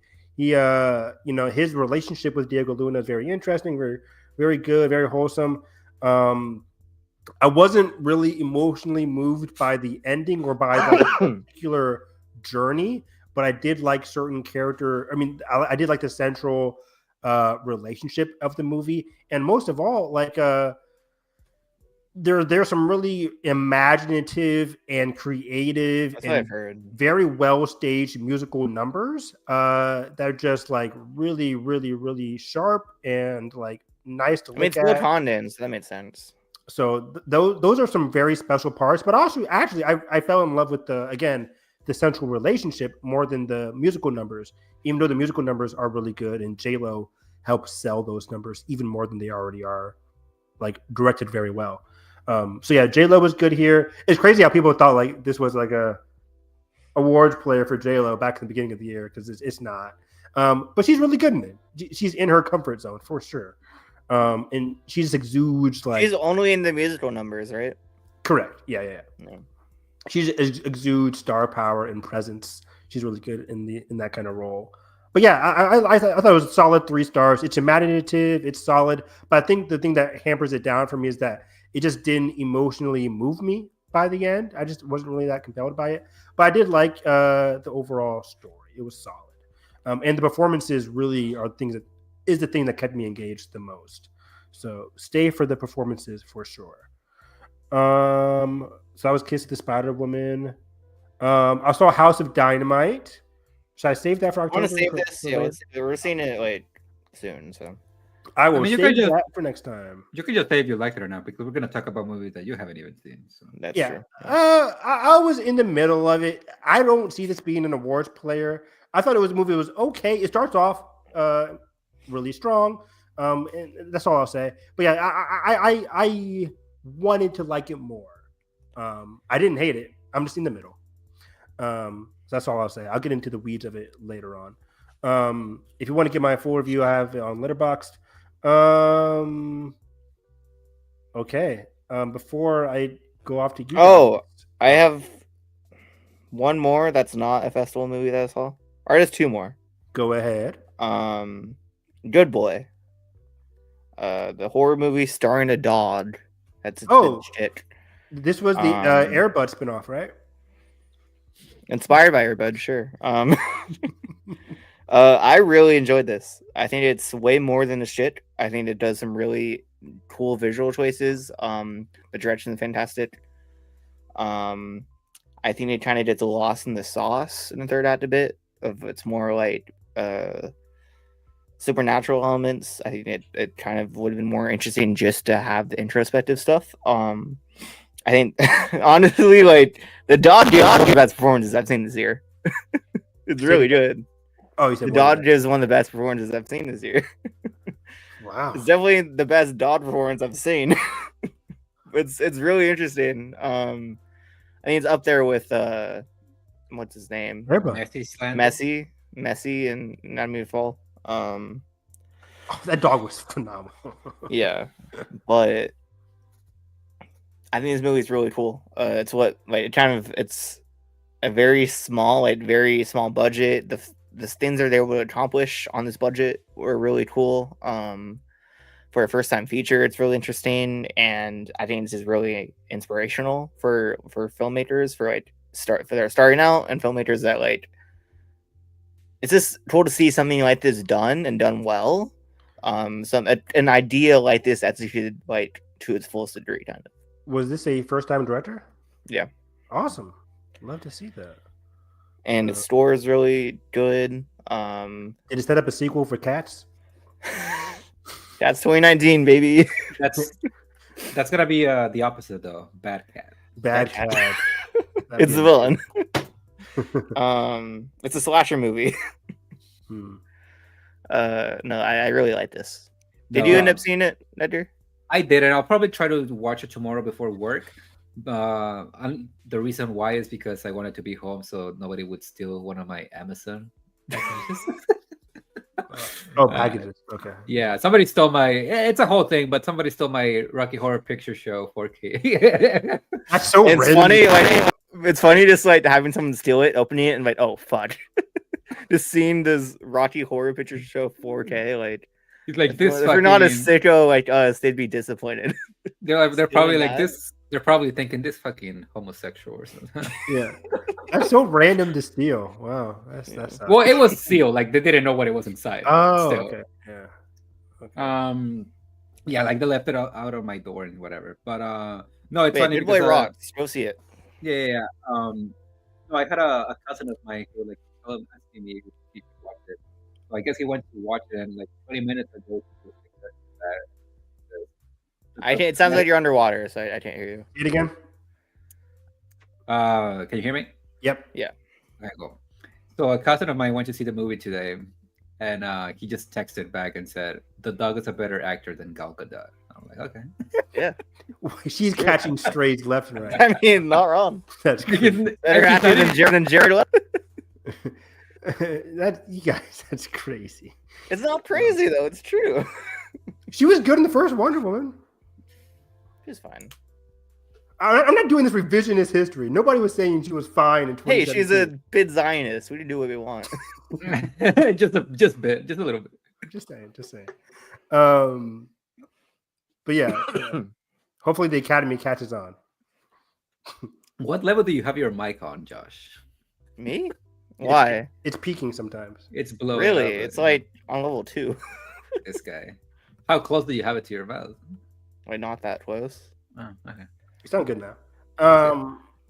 So yeah, I've been wanting to see Good Boy, but the movie times were awful. It was 1 o'clock, then 8 o'clock. Yeah, that's how Anemone was for me. Yeah, I couldn't. Yeah, those two movies. Yeah, I wanted to go see them, but then I heard the bad reviews on Anemone, so I was like, I'll just wait to see this on TV. But I wanted to see Good Boy. I haven't seen this, but have you guys heard anything, whether it's good or bad, about Bone Lake? Oh, Stuckman liked that. I wanted to see it. I've seen it. Like, yeah, I wouldn't know. I've heard about it though. I heard it's pretty solid. I heard there's like a lot of bones in the lake. It's pretty crazy. All right, the last non-festival watch for me that I really liked, another directorial debut that I think is really like one more fascinating ones with how it plays with structure and format and visuals. Plainclothes, starring Tom Blythe. Have you seen it? Oh, you saw it at Sundance, right? Sundance. Plainclothes, really good, dude. That ending, it's really cool. Yeah, I really like Plainclothes. The way it plays with like the VHS stuff of that being how we see his internal thoughts is really cool. Yeah. I think it's really kind of heartbreaking, and it's very, very past lives in its romance. Yeah, it's great, good stuff. Yeah, I will say some of the directorial decisions, like the VHS stuff, some of it got repetitive by the end. I think it works, but I did like the onset of it. I did like the use of it. It just felt like it might have been. It's really well staged too. I think oh my god, great! Yeah.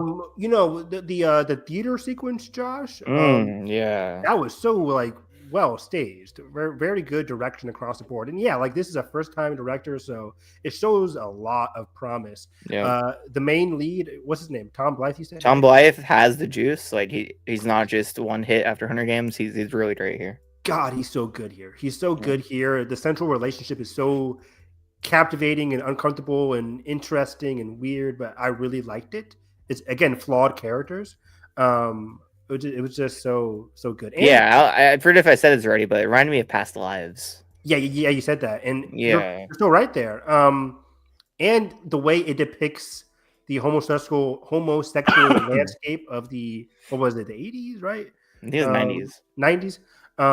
It's on point, and it's frightening how that setting impacted the decisions of these characters. It's a good like spotlight about the 1990s homosexual landscape. So yeah, this is I'm glad you saw this, man. It was really good. I didn't know it came out. Mm-hmm. It's a very small release though. Yeah. Okay. Before we go to the festivals, I also saw an anime movie this weekend called 100 Meters.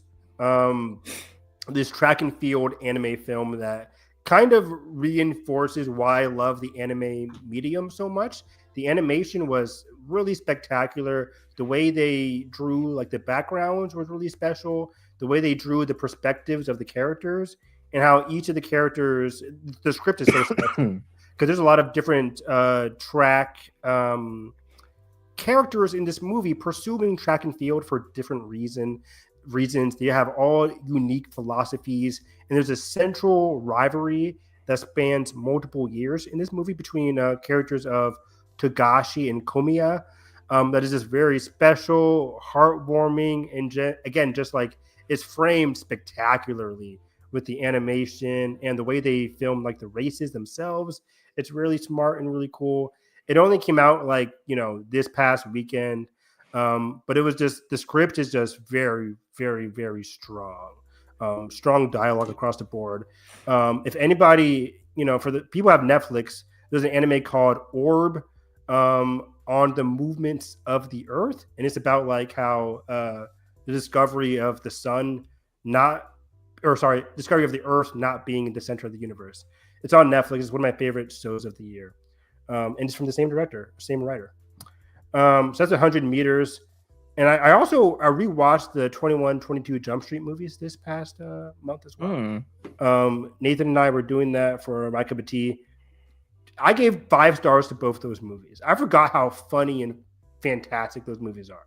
I haven't seen those in like a decade. I need to watch them. It's been a while, and I'm like, oh wow! Like I was constantly laughing. So. They're all timers for me. Shout out to Channing Tatum for calling out the producer. Yeah, I loved that. That was crazy because Nathan and I were like, what are the odds? We just started watching these movies, and what was it about again? The comment, Channing Tatum comment. Yeah, he said like a producer is halting the production of 23 Jump Street because he has an asking price that's just too much, and I guess him and Jonah Hill agreed to lower their their pay to make the movie, but he just refuses to do that himself. Yeah. That It's sucks. crazy. But yeah, 21, 22 Jump Street, iconic comedies. Like, I love these kind of comedies. It worked 100% for me. Some of the last of its kind, really. Yeah, exactly. Like I brought up, like, even though I didn't see it, the Naked Gun remake, but even that has like a different comedic. That's a vibe. spoof. That's more of a spoof or Exactly. a parody movie. The 21, 22 Jump Street movies are just like, I think what was the Jennifer Lawrence movie? No Hard Feeling or No Hard Feelings. Yeah, that was the last. I think that's the same type of movie. Same vein, yeah. Like Neighbors, Jump Street. This is the end. Yeah. Neighbors, exactly. Neighbors is also very good. So basically, Seth Rogen's filmography. Yeah. Yes. Good Apatow movies too. Yeah. So yeah, I think that's it. Yeah. Oh, real quick. I've been rewatching or watching for the first time the Mamoru Hosoda movies. He has a movie coming out this year called Scarlet. I've been rewatching a lot of his, not rewatching, just starting for the first time, his movies. And I saw The Girl Who Leapt Through Time from 2006. I was floored by this movie. This is a 5 out of 5 masterpiece for me. I watched it. I'm like, this is an instant anime classic. And I guess I was in the right crowd because a lot of the anime fans started standing up and clapping after the movie was over. It was a pretty packed house for an anime movie. I saw that at 7 p.m. in Cincinnati. Pretty crazy. But it's a perfectly structured slice of life movie that goes into like adolescence and time travel as its main premise here. It's called Time Leaping, hence The Girl Who Leapt Through Time.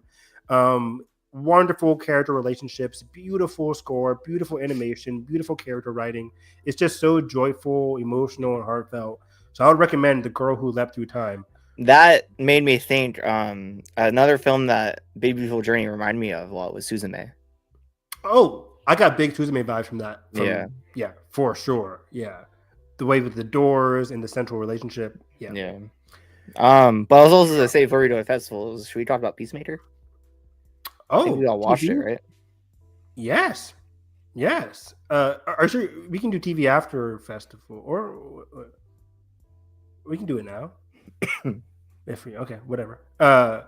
I liked Peacemaker season 2. I think Nathan, we talked about it every week on My Cup of Tea. If people want to go back and watch our podcast. I think Nathan enjoyed this season more than I did. I think this is a solid season of Peacemaker. Not as great as season 1. I agree with you, and a lot of people don't. I think season 1 is way tighter. I think way more concise. I think everybody agrees with us, Josh. Not people I've talked to. Come on. But I think season 1 is like a 9 out of 10. And this one's like a 7. And again, I think it has some moments that are the best of the show, especially in the finale. But high. I think it's just way too all over the place. Agreed. I think the beginning of the season is a little bit muddled. It gets strong in the middle of the season, and then the finale I didn't love. I liked it. I think the first episode kind of loses all the momentum that we built up for the first season. Having them being splintered. I think it was like I just didn't see that coming. I don't know why they. Oh, I see what you're saying. You see what I'm saying, right? Yeah, I think the first episode makes sense though, given how the first season ended. For me, I think it was episodes like 2, 3, 4. I think I was like when we got Michael Rooker's character, which was probably the most pointless character in a long time. 2, 3, 4. I'm like they were building to something and it just didn't really go in. But 5 and 6 and 7, I think were really strong, and then 8 kind of like petered out for me. But Tim Meadows is like the best additional cast to this. I think that the writing he got was kind of weak, but he was great. Like the performances were good. That's probably fair. He sold it very well. He was hilarious. But yeah, I think James Gunn came into Peacemaker season 2 with the purpose to write Chris's / Peacemaker's arc, and I think Peacemaker's arc is pretty tight. I feel like the story overall, though, is a bit messy. I think James Gunn really focused in on writing Chris's arc, his relationship to Harcourt, and his relationship to the 11th Street Gang. I think the pacing is just all over the place with that, especially the last episode. The pacing of their relationship? Yeah. Because just like that, she's like, okay, I love you now. I don't. I think that worked for me. Admittedly, I think it worked for me because I think she was hiding it. It was always there, and she was just hiding it the entire time. So Edgar, have you seen Peacemaker season 2? Yeah. Okay, just a second. But yeah, I think I think she was just hiding it the entire time and didn't know how to deal with it. Wasn't able to be upfront about it until she had to be to help Chris get out of his funk, which I thought was a natural state for Chris's arc. Again, I think his arc was the best part of season 2 because it felt natural. Him dealing with grief, him dealing with guilt. At the end of season 1, it was him trying to become a hero. He does a very selfless, heroic act at the end of season 1, literally saving the world from aliens. Season 2 comes around and he's getting rejected by the Justice Gang / Maxwell Lord. He's feeling pretty aimless, not only with himself being a hero, but in his relationship with Harcourt. He then finds solace in a, spoiler alert, Earth X world, Nazi run world. He finds solace there because he gets the family that he kind of lost along the way, that he also blamed himself for. I think that was all very emotionally well done for the most part, written pretty well. But again, I feel like the show overall was pretty messy. I didn't like the Rick Flag stuff, and I will contend, I will fight anybody who says that Creature Commandos set up the Rick Flag that we get in this show. Is a completely different character, and even if it wasn't, I feel like his descent towards buffoonery for thinking that Rick Flag can fool Lex Luthor just doesn't make sense to me. And his animosity towards Peacemaker was just so. I get it, obviously, I get it for sure. He killed his own son, but it didn't really. That relationship didn't really work for me. And the finale kind of does the cardinal sin for me of having like 80% of a fulfilling arc with Chris and then kind of like stripping that away as we're literally walking off into the sunset just to set up Salvation, the planet that they're on, that Lex Luthor sets up. It's kind of a big setup for Man of Tomorrow, which I'm super excited for Man of Tomorrow, but it kind of sacrifices the ending of Peacemaker season 2 for me. In that way. It was just very abrupt. Yeah, it's abrupt and inconclusive, right? And which is unfortunate because you had a conclusive ending with them walking out with them having established checkmate, which is very cool. Started by Amanda Waller in the comics, but now started by her daughter in the show. Makes sense. But yeah, you get that. We get a heartwarming ending, and then boom! I still hate you, Peacemaker. You're throwing in Salvation. See you in 2027. We could have done I think it's just they've tried to fit 3 episodes of stuff of plot into 1 episode. Exactly. Because then all of a sudden Bordeaux is on the good team. Tim Meadows on the good team now. I'm like, that was all of that episode too. But it was all done in a montage. I'm like, James, you're better than a montage. You're better than that. And I liked needle drops, but it got way too obsessive. Every other scene had a needle drop, and I was like, what are we doing here? I agree. And I said this on the podcast, why give us the opening sequence if you're going to give us the same song via concert at the end of the show? Well, I like that because they did that in the first season too, in the finale. A concert or reunion? No, they had the title song as a needle drop in the final episode. Got it. Okay, so it kind of made sense to do that here then. But it was crazy. It was 3 times because we get the opening sequence, of course, and then we get him dancing when Harcourt gives him the confirmation, and then we get it again in a concert. So it was boom, the second time was a different song. Him dancing? That was a different song? Yeah. Okay. Well, the first concert, the flashback, it's a different song. Yeah, that's a different song. Yeah. So yeah, I was just it got a lot for me for sure. It didn't hamper it, but it did get a lot. So yeah, Peacemaker season 2. It's overall solid 7 out of 10. Again, the 11th Street Gang was solid throughout the hotel scene in the finale is really good. Really strong. Very well acted from Adebayo's actress, from Chris, from Harcourt, from everybody there. And we had Sad Eagly, which was very sad. So yeah, solid season for sure. I don't know if it'll crack my top. I don't think it'll crack my top 10 of the year, but there's been a lot of great TV this year, so so I doubt it. Is anybody watching Gen V season 2? Nobody, guys. This is the best. This is one of the best shows on TV right now. Is it though? I saw the first 2 episodes and I thought it was very. Oh wow, no, I'm telling you guys, this is Gen V season 2 is, for me, in my opinion, better than Gen V season 1, which I thought was already the best season of the Boys universe. I fell off the Boys after season 3. But Josh, I'm telling you, Gen V is different from the Boys. Different writers, different showrunner. It's way better than the Boys. It's more focused. It's more. I have other TV shows that I need to catch up. They're like way more priority than that. I'm telling you, Gen V is phenomenal. If you're not watching Gen V season 2, I'm just telling you, the character relationships are evolving in a natural pace. The action very solid. The mystery angle is very, very interesting. Hamish Linklater is in the season 2, right?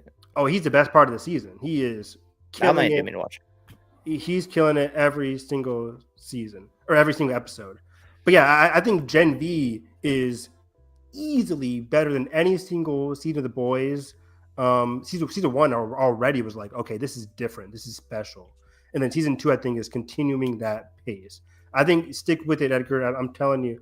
I think because they released the first 3 episodes, I think, for Gen V at the beginning of the season. Episode 3 is a big hook.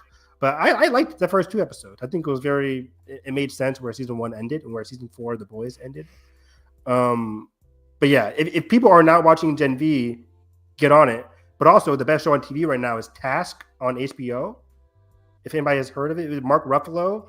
I've heard of it. I know it's the Mayor of Easttown guy, right? Brad Inglesby from Mayor of Easttown. This is Mark Ruffalo versus Tom Pelphrey from Ozark season 3. And it is incredible television. If this doesn't win like best limited series next year at the Emmys, I will be shocked. This is across the board fantastic writing, fantastic direction, fantastic characters. It's intense, it's dramatic, it's emotional. This is easily one of the best shows I've seen all year, hands down. This is a top 5 show for me. This is the Taskmaster spinoff, right? Fuck you. No, it's not. Little taste of your own medicine, Evan. Wow, this is how it feels. But yeah, Task on HBO. Episode 7 is the finale coming out this coming Sunday. It's already over? It's 7 Jesus episodes. Christ. Yeah. That's crazy. I thought it started last week. No. You got to start. What's it called? The Pit. I do. I know. Oh my It's God! You January, haven't watched The Pit yet? No. The Pit is my number. When does it come back? January. Okay. You got to start. Also, January has so much shit. It's insane. A Night of the Seven Kingdoms, baby. I think it's after The Pit. Probably. Kingdoms is the 19th. I think that's same week. I think. Back to back. Are they both on HBO, right? It's Sundays. Pit was Thursdays. Oh, okay. So Pit could be at Thursdays, and then Seven Kingdoms can be Sunday. I'm surprised they didn't make that like one of their prime shows, but it's all right. It won Best Drama, so it might be this season. I was shocked. I'm happy it did, but I was kind of rooting for Severance season 2, which I love. Yeah, but Andor though. That was never going to win, but that is my favorite show. It's what was that tweet or that story? Someone said something stupid about the Pit winning. Oh, about how just a show about people at hospitals or something like that. Yeah, it was like that's crazy. How unoriginal it was compared to Andor. Compared to Star Wars show. I think Molly Damon said that. Yeah, Molly Damon said that. That's crazy. But the Pit is excellent. I think I go Andor, Severance, The Pit, Task. Andor was this year. Oh my God, dude. Ugh. Just this past month, I've lived like 100 lives. Yeah. Crazy. We're not getting any younger, boys. Definitely not. This has been a great year for TV. And next month, we're getting Pluribus from Vince Gilligan, which is going to be exciting. The Mighty Nine. When's the Welcome to Derry? October 26th. Oh, my birthday. Nice. Cool. Mm. So, yeah, that's gonna be very exciting too. Like, there's a lot of great TV to end off this year. The Vince Gilligan show could be show of the year for me. So, I've heard excellent praise from people who went to test screenings or not even test screening, just like an early screening. from this Screeners. month. Yeah. You know, of course, it's Vince Gilligan's. But I'm hearing great things. Yeah. So yeah, let's end off the last 30 minutes with your full visit. We might have no other choice but to end with Beyond. You can leave the room. That was pretty bad. You've been saving that one up for a while, haven't you? Oh boy. Oh boy. I can't wait to see this in 2 weeks. For most of the movies that we're gonna talk about, I have like reviews over at the cinema spot. So if you just want to read more of my thoughts, you can go over there and do so. Man, what a way to open a festival with a fucking Park Chan-wook movie. It is really funny that this festival ended with Bugonia and started with No Other Choice. Two very Two similar, very movies. similar movies. That Similar? one Couldn't be does anymore. way better than the other Similar in terms of like comedy. in terms of concept, in terms Like of ideas. themes. Yeah. Okay. Yeah. This movie is great. It's a crowd pleaser, but also a crowd pleaser that kind of asks its audience to question their role in helping shape the capitalism. It's honestly way That more we live in. way more similar to Parasite than I was expecting yeah. in terms of like genre shifting and vibe. Mm. The fucking pacing in this movie, it just fucking moves. The It's the editing, funniest movie of the year. The editing's incredible. The camera, like, there's so many shots staged that are just jaw dropping. yeah. It's everything you hope it to be and more, Evan. You guys, oh man, I'm getting chills. It's in my top 5. Yeah, you said it's your number 4, right? It's number 5 for me. 5. Number 4 for me. Yeah. I love this movie. Yeah, You guys we'll already definitely. Wait, you're seeing it this month, right? The 25th. Yeah. Okay, yeah, we'll talk about it next month, definitely. I'm be so sad if it's overlooked again at the Oscars. I can't hear you. What? If it's overlooked at the Oscars. Overlooked. I will be too. What do you guys think? You know, have you seen it? Like, what are your hopes for nominations? I mean, what are your hopes? Not real Editing. movies, but what are your hopes? Editing, cinematography, cinematography, editing, picture, director, screenplay, actor. To be honest, actor. Yeah. He's been great in like every single thing he's in. But yeah, I would love him. I would love that. yeah. That's amazing. Score? I can't wait to see this movie. Oh yeah, how's the score? It's really good. Really good. Nice. This is nice. It ends on such a fucking depressing note that's kind of like crazy that it actually works. I can't wait to see this. I cannot wait to see this. And it's very relevant to our times. Which one of you guys has seen the more Park Chan-wook movies? Where would you put this in his filmography? I've only seen Decision to Leave, so outside this.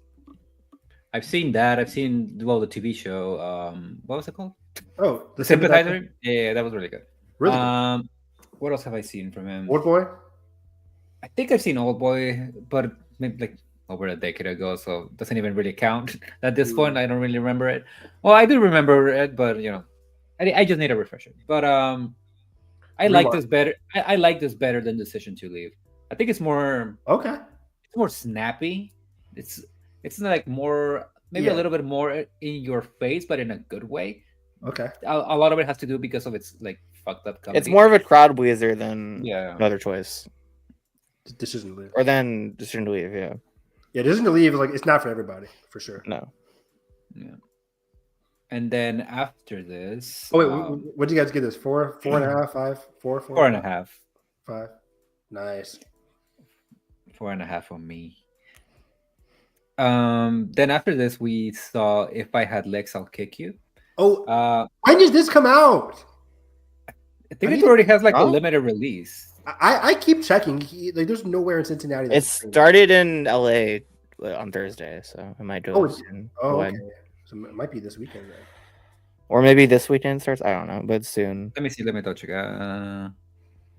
I think it's a really cool formal experiment. It's shot almost entirely in close-ups. So it's very much a showcase for Rose Byrne. I think she's the best part of this movie. She's fantastic. I think it kind of loses itself with its when it kind of dips into surrealism. I don't think it really executes that well. And maybe it was just me being really tired from the days and this weekend. Oh no! I thought some of it was a bit of a slog. I've heard people say this is the most uncomfortable movie they've seen all year. Yeah, I think easily. I don't know. I don't think it was that extreme, to be honest. I don't think some moments, but I wouldn't say that. No, I would like.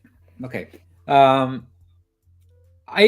agree with a lot of what Josh says, and I honestly I think Eddington was maybe way more uncomfortable than this. What? Eddington? I wouldn't say Eddington's uncomfortable. Yeah.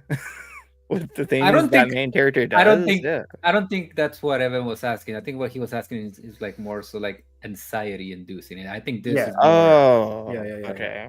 Yeah. And I am in that sense I do agree with that. Sure.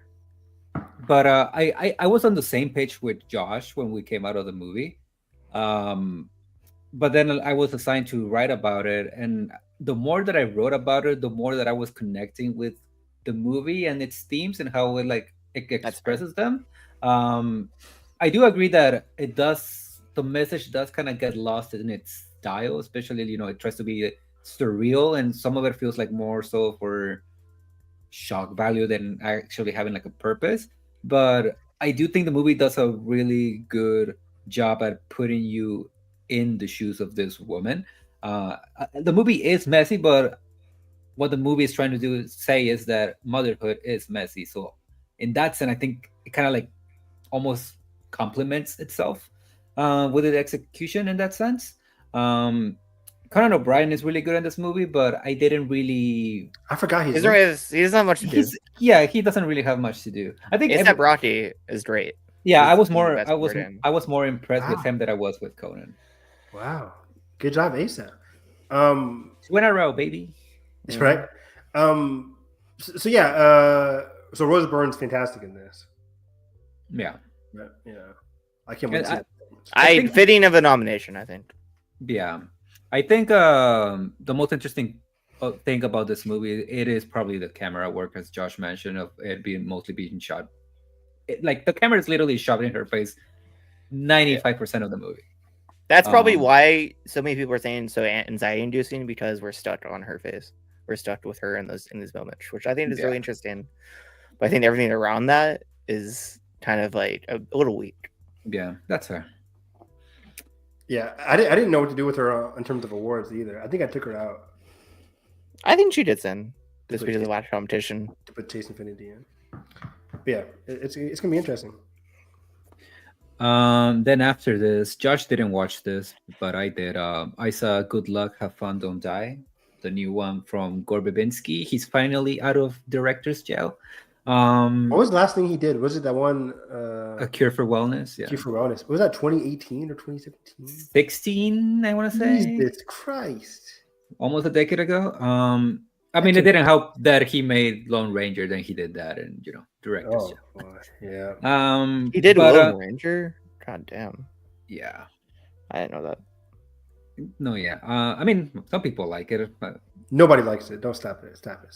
No, some people do. The train sequence in that movie is genuinely fucking fantastic. That is. But other than that, it's pretty good. But that's just him like knowing how to do a blockbuster, right? Like the action aspect, at least. That's true. This movie, I really, really enjoyed it. It's very funny. Sam Rockwell is great in it. Some of the supporting cast is really weak. Michael Pena and what's her face? Sassy Beats. They're just there. How's Haley Lou Richardson in this? I saw her on the cast list. I actually didn't know that she was in the movie, so when I saw her, I was like, "Oh, you're here." She's really solid. She doesn't really have much to do until the very end. What genre is this? What's the premise here? It's so the premise is that It's very similar to Everything Everywhere, right? That's yes. comparison. Sam Rockwell is a time traveler. He comes back from a future where like AI takes over and basically it's like a post-apocalyptic world. And he keeps it's kind of like a Groundhog Day situation where he keeps trying to get a team of people to help him fight the AI in the future. And like he does this at a diner, and every time that he tries to bring people with him, he kind of gets like the wrong combination of people. So it's just him trying to get the correct group of people to help him. The opening 10 minutes is basically just him like monologuing, but it's really fucking cool. It's really funny. There's a then after that the movie is kind of like structured in a way where we see like the past life of the people that he chooses to go on this journey with. It kind of goes like back in time and explains like their backstories. Some of them are really weak, some of them are really fun. Juno Temple's chapter, I understand why a major studio does not want to distribute this movie. It's really fucked up, but like really funny. Wait, too. It doesn't have a distributor? It does, but it's like a small one. Like none of the big ones wanted to buy this. And he like was talking about it in the Q&A. Like there was a lot of reasons why nobody wanted to like buy this movie, but one of them was like that specific like chapter with the movie. Interesting. Okay. I'm not gonna spoil it, and I don't know how they're gonna sell this movie, to be honest, especially if they want to try to mention that within the marketing. But like it could be like a sci-fi comedy kind of pitch. It's a what? Like a sci-fi comedy pitch. Yeah, I think it's like everything. Vibe is Yeah, like and everything. I guess they could like sell it on the vibes. But there's like again, there's some really fucked up things. Like I mean, it's Gore Verbinski. There's like fucked up stuff in his movies. So yeah, I think the ending of the movie is a little bit weak. It kind of like it does something really cool, and then it wants to detract from it, and it's just like very messy and doesn't really land. But it's a really fun movie. I liked it. I enjoyed it. It doesn't look the best, which kind of hurts a little bit given it's Gore Verbinski, but it's also very like it's a much lower budget than he's used to. So I can kind of give it a pass, I guess, on that sense. He's getting his feet wet. He's getting back in the game. Yeah. Before you move on, I did see not a new movie, but a movie I saw for the first time, Big Trouble in Little China, by John Carpenter. I've never seen this. With John Carpenter in attendance. So it was really cool to hear a Q&A from him and our guide Dean Cundy, one of the most prolific cinematographers, ranging from The Thing to Camp Rock and Jack and Jill. That's my guy right there. Look at his IMDb. It is fascinating. Wow. He did the Halloween movies. He did Back to the Future. He did Jurassic Park. Then he did Book of Boba Fett. That's weird. But he's great. He's a king. Camp Rock. This was a big it was a big Carpenter blind spot for me. And I was not expecting this movie to be so mystical. It's very like reliant on magic, and that's like I think it's really cool. It's like kind of blends like magical sci-fi movie with a kung fu movie.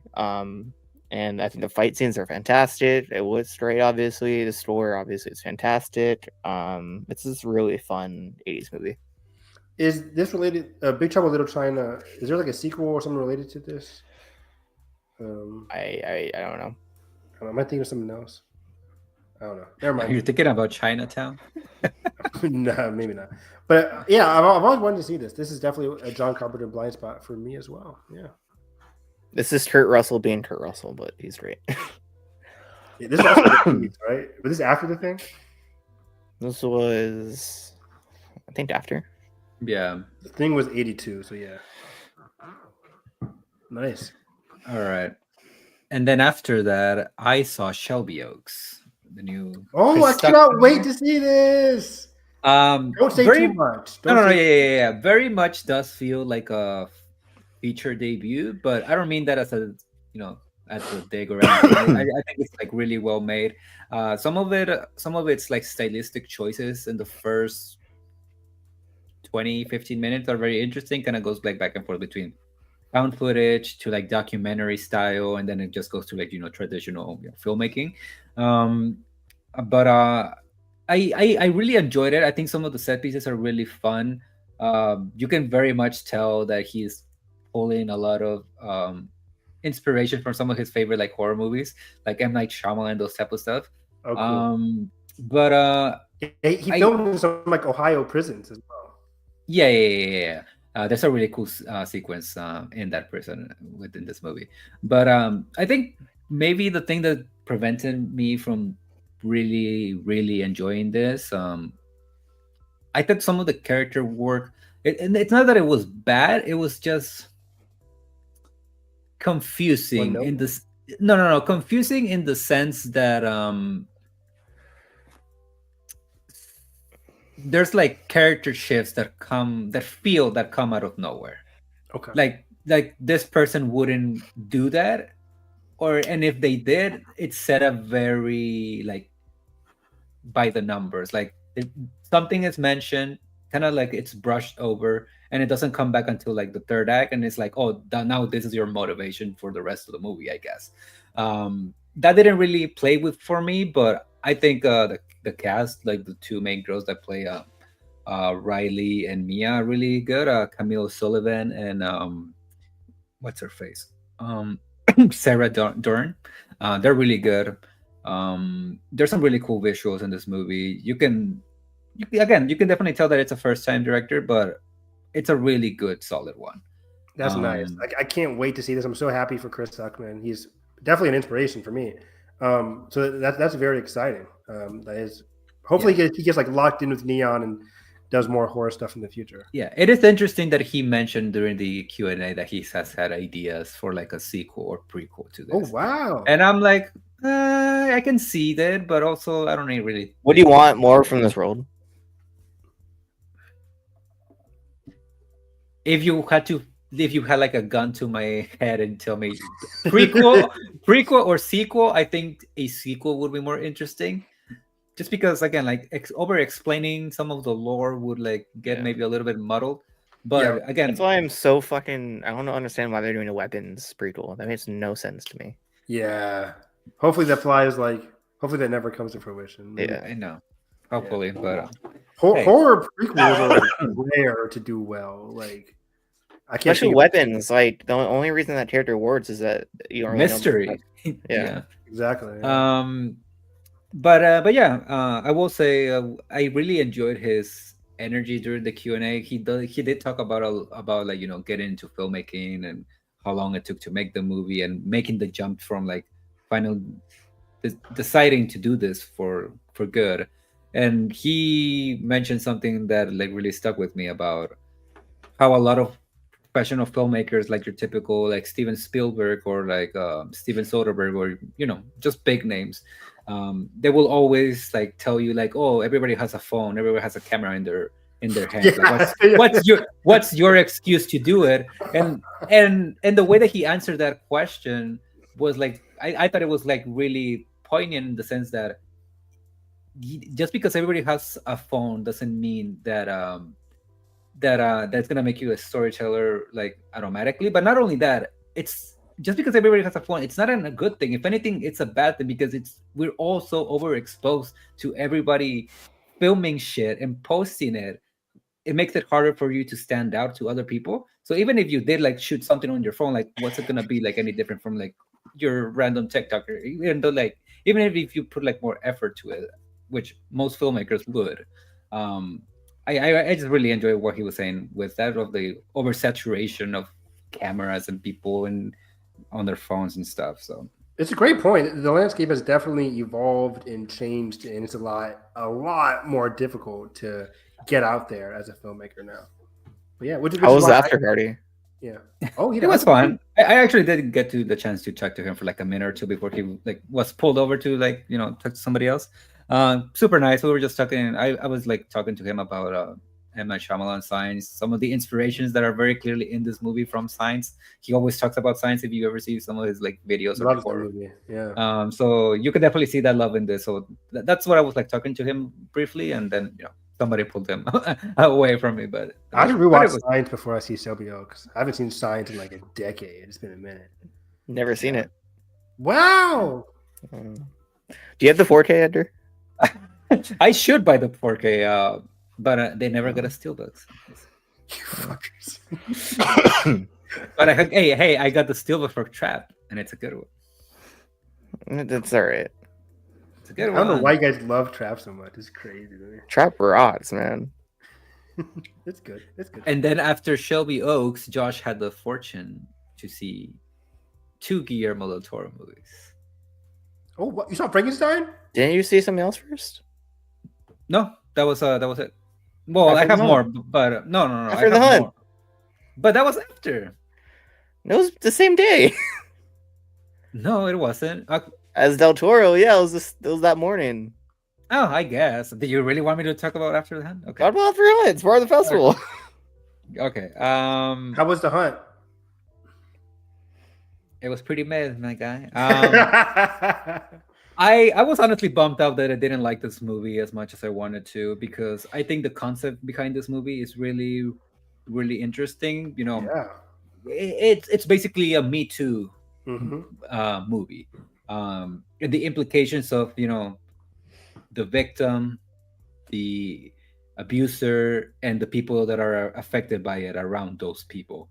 But for some fucking reason, the movie is just so uninterested in exploring the psyche of either Andrew Garfield or Ayo Edebiri. It's all focused on Julia Roberts and her reaction to everything that's going on around her.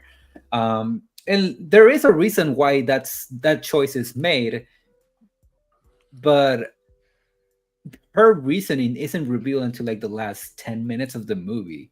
And it's interesting what it wants to say about what it's true, what is maybe like overly exaggerated, but it just like it feels like maybe a little bit too cynical in its approach, maybe a tiny bit judgmental. It also just doesn't feel like your typical Luca movie. None of his style is there. Like the comedy that you usually see in his movies, it's there. It is.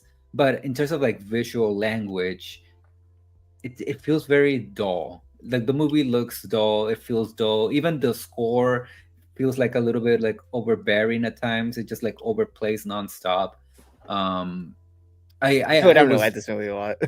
Wait, what? I feel like I'm gonna like this a lot. We'll see. Oh, you haven't seen it yet, Josh? I thought you saw it. No, he chose not to see it, even though he had to. I saw Good Boy instead. A choice. And beyond all of that, I just found the movie to be a little bit boring. Okay. How is my boy Andrew? I mean, he's barely in it, but he's good. He has some. He's barely in it? That's shocking. I mean, both him and Ayo are barely in it, even though they're like the whole crazy. point of the movie. I had Ayo as like best lead actress in January. That's crazy. He has like 2 very strong scenes with Julia Roberts, and the last one it's very interesting in pushing forward the themes of the movie. But then he just leaves the movie, and we never talk about him again. It's an interesting ending. I like what it wants to tackle. It's just the way that it does it that I found confusing and a bit. Yeah, I remember watching the After the Hunt trailer and being like, it looks pretty generic, but which was kind of shocking. Like, it didn't have that stuff even from the trailer. Yeah. But yeah, I'm curious to see. I might catch it when I'm in Chicago this weekend. Michael Stuhlbarg is really solid in it. Like, his role is more like to be like the comedic relief in a sense, but he's great in it. Like, he's having a ball. It's him and Lucas. So. Yeah, him and Luca, hand in hand. Gotta love it. Okay, what's next? Del Toro, baby. So you saw Frankenstein, Josh? No. You missed it by the day. So what movie did you see from Del Toro? So here's what happened. So they did a whole retrospective about Del Toro. The morning of the first day was Nightmare Alley, Crimson Peak, and Shape of Water. Didn't do that. That night we did Hellboy 1, Hellboy 2. They also did Blade 2, but we didn't stay for that. Then Del Toro was there for an Del Toro did Blade 2? Yeah.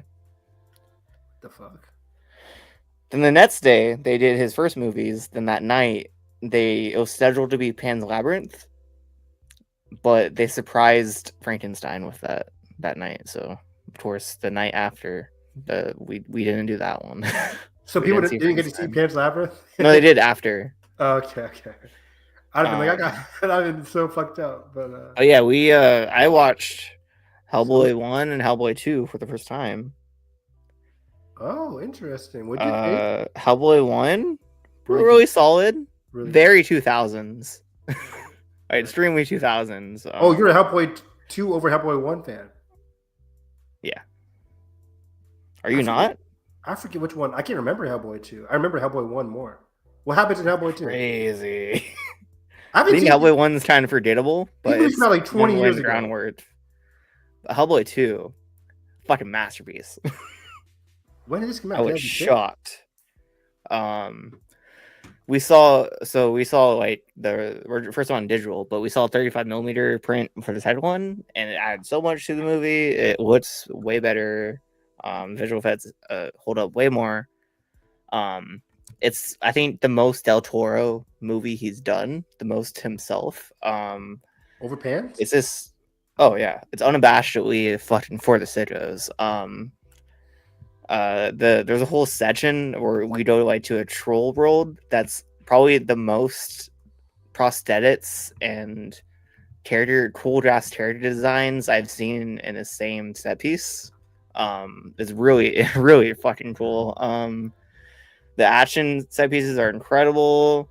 The themes it's dealing with are really interesting and introspective and way ahead of its time for being a blockbuster comic book movie from the mid 2000s. The cast is great. I think Doug Jones, my guy, always great here. Ron Perlman is Hellboy. He's great.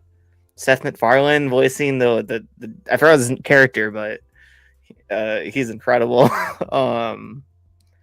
And the villains are really, really fun. I gotta rewatch these movies. I can't remember anything that happens in Hellboy. Hellboy 2 is fantastic. I really loved it. I'll take your word for it. That troll market scene is the closest we'll ever gonna get to Del Toro directing a Star Wars movie. It's so fucking good. Nice. I came out in 2008. That's crazy. It's been so long. That was the Dark Knight year, baby. I remember being so scared. I was like, "Can I go see Heckboy, Mom?" Dare I say the best comic movie of that year? That's crazy, but second best, maybe. Pretty even. For very different reasons. Yeah, that's fair. I'll take your word for it. All right, and then after that, I saw Black Phone 2. I haven't heard mixed things about this. Where do you fall? It's very mixed. I think the more I think about it, the less I like it. Oh no. I haven't seen Black One since theaters. Yeah, I rewatched the first one. It kind of went down for me, but I still really enjoyed it. I think it's a much tighter movie and knows what it wants to do and say. It has a better just hold of its characters and how it portrays them. Black Phone 2 is just... We're almost at 3 hours. Sorry to interrupt you, but it's crazy. Yeah. This is the Vero on this one yet. I gotta go soon. Yeah. No, we said 2 more. Yeah, Black Phone 2, like one of the many sins a lot of sequels do of retconning things to fit it into a much bigger sense of the lore, I guess. Almost like a Ray Palpatine type of like shit like that. Oh no! No! Where are you going with this? What are you doing? Don't spoil it. I'm making it sound worse than it is, but it does try to like connect stuff between all of these characters, and it just doesn't really fucking work. But it looks great. Ethan Hawke is fantastic. He's barely in it, but he's great. Isn't he the killer? He's barely in it. He's in it, but like it's a lot of it is like a lot of like voice work. Okay. I mean, it's a black film. I mean, Makes sense. he's calling from hell. I know what happened at the end of the first one, so yeah, it makes sense. Yeah. The kids are great. The one thing that I really liked about this movie, just because I was really impressed with her in the first movie, Madeleine McGraw, I guess that's how you pronounce her last name. Yeah. I thought she was like really solid in the first one. Like she's like one of the highlights for me. It's the best part of the first one for me. Yeah, and they do a very smart decision of she's now the protagonist, and it gives the movie a much bigger scale because we're with her the entire time and what she can do with her abilities. So that's something that I really like. That's a really good change from the first one. Mason Thames, he's still solid. I do like that they try to like make him like show what it again. All of these movies are about trauma, but like the way that he deals with his trauma after the first movie, it's pretty cool. He's having a good year this year. Yeah. How to Train Your Dragon, Black Phone. He has like the one Nicholas Sparks movie coming out soon. That movie looks awful, but I'm there opening weekend. Awful. I mean, yeah. I'm sad. Yeah, I might be there too. Yeah, it looks seated. The cast. I'm like, oh my gosh. Yeah.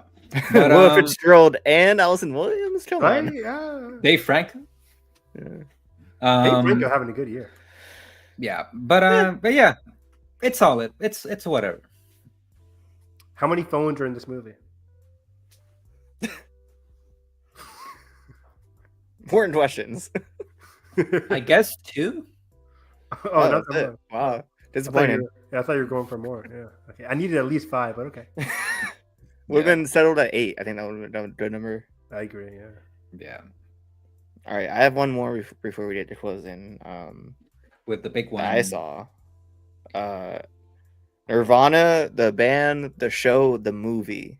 Which one did you see? The movie or the band? All of them together. You guys know what this is? I've heard it countless times on the Oscar Expert. Yeah. Yeah. I think so. Just to set the story straight, Matt Johnson is one of the creators of this. He did Blackberry. He directed Blackberry from years ago. You guys saw that, right? I missed it. I know Edgar saw it, right? What? Blackberry? What? Blackberry. Oh, yeah. Yeah. So the same director as that with his friend. So I think 18 years ago, him and his friend did this web series that's basically just like sketch comedy around Toronto, basically doing like on the street stuff, kind of like Jackass or Practical Jokers, but like making that more of a narrative thing. It is a web series, and they made a TV show, then it got canceled. And this is now, I think, 20 years later, 18 years later, since that, they did a movie. This is that movie. It kind of takes the same premise as web series of them trying to play a show at this venue that's in Toronto, and just pushes it like the scale of this thing is crazy. I'm not going to say much about this, except that it's kind of like Back to the Future meets Jackass meets Mission Impossible. Holy shit. The stunts they do in this movie, that everything that you'll see in this movie is real, is actually in camera. Aside from a few visual effects. The things they do in this movie are fucking mind-blowing. And it's just the funniest movie I've seen this year. This was the movie of the festival for me. I guess it's technically a 2026 movie, so it's my number one of that year already. This movie is just a fun ass time. Probably one of the best theaters I've ever been in, as far as experiences go. It's just like, you don't need to know anything about the show or the series or whatever. Just go into this movie once it comes out. Please watch this. You'll have the time of your life. Yeah, when they were talking about this back in March, because it played at TIFF, and it didn't sound like something that was so my speed, but I keep hearing so much praise for it, so I might give it the curiosity. I mean, I don't know if it's your speed, but I still think you should watch it because I think this is something everyone should watch, just because of the pure artistry and like ground roots filmmaking and ambition and magic on display. And it's coming out next year. I thought it didn't have a fall release date. It's in March. March. That's crazy. Interesting. Everyone watch this movie, please. It is fantastic. And to transition into a movie that's not so fantastic, to end it off, a heartbreaker for Evan, Bugonia. A heartbreaker for me. I hated this movie. Well, hate's a strong word. Very strongly disliked this movie. Which is crazy because I've really liked Yorgos's past few movies. Yeah. This movie thinks it's smarter than it is. It has some very interesting themes, very similar to No Other Choice of like this like anti-capitalist themes that they're trying to play with, how like people keep getting fucked by the system and stuff like that. And the characterizations they're there, but I don't think the movie is very interested in actually. This movie ruins itself with its ending. Not only that, but what were we saying, Edgar? I think the movie wants to shock you a lot, and I don't think it earns its shock value moments. There's like a subplot with what's his face, Jesse Plemons. The movie's trying to like explain you why he is the way that he is, because of his family, somebody who might have wronged him when he was a kid, his job and stuff like that. And all the pieces are there for you to like kind of like understand what he is, why he's so paranoid, and why he is kind of like this right-wing nut job. But it's not interested in actually like talking about it. It just tells you, and then it's like, oh well, now let's make fun of this guy, and it does. But then it actually doesn't, though. But no, then it actually doesn't make fun of this guy because it doesn't commit to what it's the actual interesting stuff.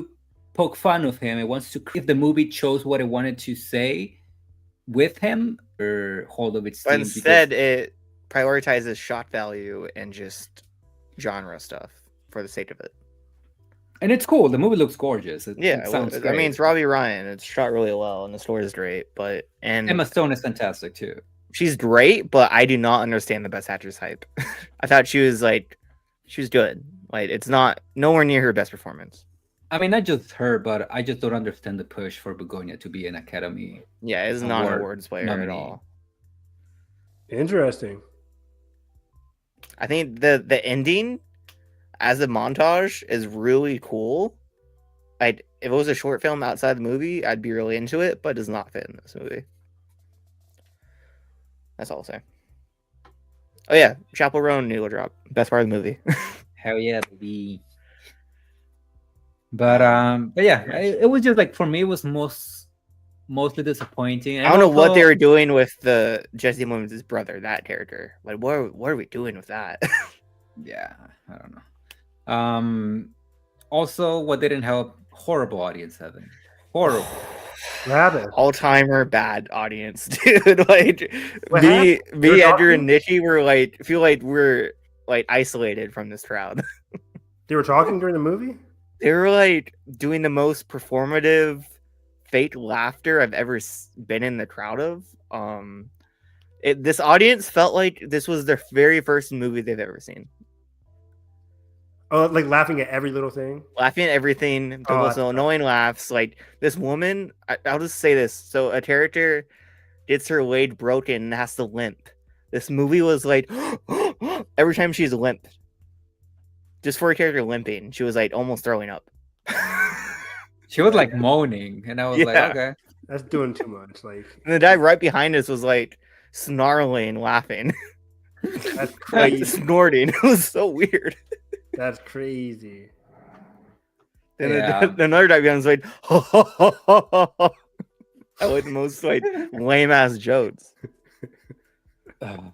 That was exhausting. That's wild. It's probably why I didn't like this movie so much, but also the movie. It didn't help. That's crazy. But I mean, I'll still watch whatever Yorgos Lanthimos Watch does. Kinds of Kindness instead. That's Yeah. I remember I started out with my first Yorgos was the movie I hated. I hated Killing of a Sacred Deer. Oh, I like that movie. I think that's trash. But Have you seen The Lobster? I haven't seen The Lobster. No. Okay, Everyone says it's great. I haven't seen it. I've seen Yeah, it. no, watch it. Yeah, Yeah. I guess I'll end on this note. The way that some people were talking about Kinds of Kindness is how I feel about this movie. Mm. Gotcha. Is that it? I mean, pretty much. There's not really much. Like a lot of it has to do with spoilers. So. No. I mean the festival. Oh, the festival. So, Yeah. yeah. This was the closing movie of the festival. What an ending. You guys didn't see Sentimental Value yet? Sunday. We're seeing it Sunday. Sunday. And Wake Up Dead Man Friday. Friday, yeah. Then is this thing on in Annalee next weekend? So we got some good movies coming up. We're gonna have a great next time. Only movie that I'm missing is Hamnet now. Yeah, that's not streaming anywhere in US. I don't know why. Are you seeing? Isn't that on the Chicago Festival? Hamnet. Yeah, that's the 26th for me. Are you watching that? Yep. Yeah. I'm seeing it at 11:30 on Sunday. Then I'm heading back home. Hell yeah, baby. Yeah, this weekend I'm seeing Arco, Wake Up Dead Man, Sentimental Value. It Was Just an Accident, and Frankenstein on Monday. I did have tickets for It Was Just an Accident, but I did not go. Why not? I Was was it an sick. accident? Trey got me sick. I'm blaming him on him. Trey got you sick. Damn. Also, I did for Annalee and couldn't go. I was so depressed. Yeah, I wish that was having a better or because it's screening at the Chicago thing, but it's screening on like Thursday. I'm like, I can't go. Annalee, yeah. Yeah, I can't go on a random Thursday. I wish it was playing on the weekend. Yeah, they added it for us like on a Monday or Tuesday. No, it was a Monday, I think. And they added Same like day as last Shelby minute. Oaks, right? Yeah. But you guys said you are seeing that in a few weeks though. Yeah. We're still at the end of this month. End of the month, nice. On my birthday, actually. Our October recap. We still have some good things. So yeah, we're gonna talk about like Wake Up We're Dead gonna be Man, stacked. Stand on a Value. It Was Just an Accident. I'll see No Other Choice in Bugonia. So a lot of interesting stuff. And then yeah, we'll do our takes on Black Phone as well. And After the Hunt. October has some good stuff coming out. Yeah, it's gonna be stacked again. Frankenstein, House of Dynamite. Yeah. Oh, so yeah, when you guys seen Frankenstein? Saturday, then House of Dynamite Thursday, probably. Nice. So yeah, we'll have a good time for the rest of the festivals. Looking forward to it. And then November we can talk about Wicked too, guys. Why is that movie look so bad? So they took the raw files and just didn't tolerate it at all. State of movies. But okay, I gotta head out. It's about to be 3 a.m. for me. Jesus. Sorry, Evan. That's a normal day for him. Don't apologize. That's normal. Yeah, that's true. I'll be up in 4 hours. Find me on Twitter, Harris EV9, talking all things anime, TV, everything in between, movies. I'm catching up on so much stuff, guys, ever since Big Brother ended. Even though like I'm watching Survivor and Amazing Race still these days. But once again, I would recommend watching Task. I love that show. And what TV am I missing this year? Poker Face. I watched a few more episodes of that. I need to watch that. Severance, Task. Did you watch Invincible? Do you watch Invincible? I watched the first season, but then I just never got to the rest. I would recommend. Love the first season, but I don't know. The latest season was pretty good. It's getting better and better for me. I highly recommend Platonic. Right. I gotta watch that. I didn't watch the first season of Platonic. Yeah, you watched the studio though, right, Josh? Oh, I love the studio. Yeah, you need to finish. You need to finish the rehearsal. Oh yeah, I never finished that. I forgot about that. Sandman season 2 and the final one. Yeah. Oh, Nathan and I are going to be rewatching Vision season 2 on Thursday. Oh yeah, that's this month too, right? Season 3. That's October 29th for Nice. Vision season 3. So I'm excited because the shorts looked incredible at Celebration. Village Bride Part 2. Hell yeah. I'm gonna go crazy. Ninth Jedi Part 2. Oh my god! Oh my god! I can't Two wait. favorites. Yep. So get ready for that. All right, and you can find me at EDG or TEG on all social medias. You can find my written work at the Loud and Clear Reviews and the Cinema Spot. You can find some of our clips on the shorts on YouTube if you want to watch that. And that's pretty much it for me. Josh, can people find you, or do you not want to be found? He does not want to be found. It's late. Let's get out of here. All right.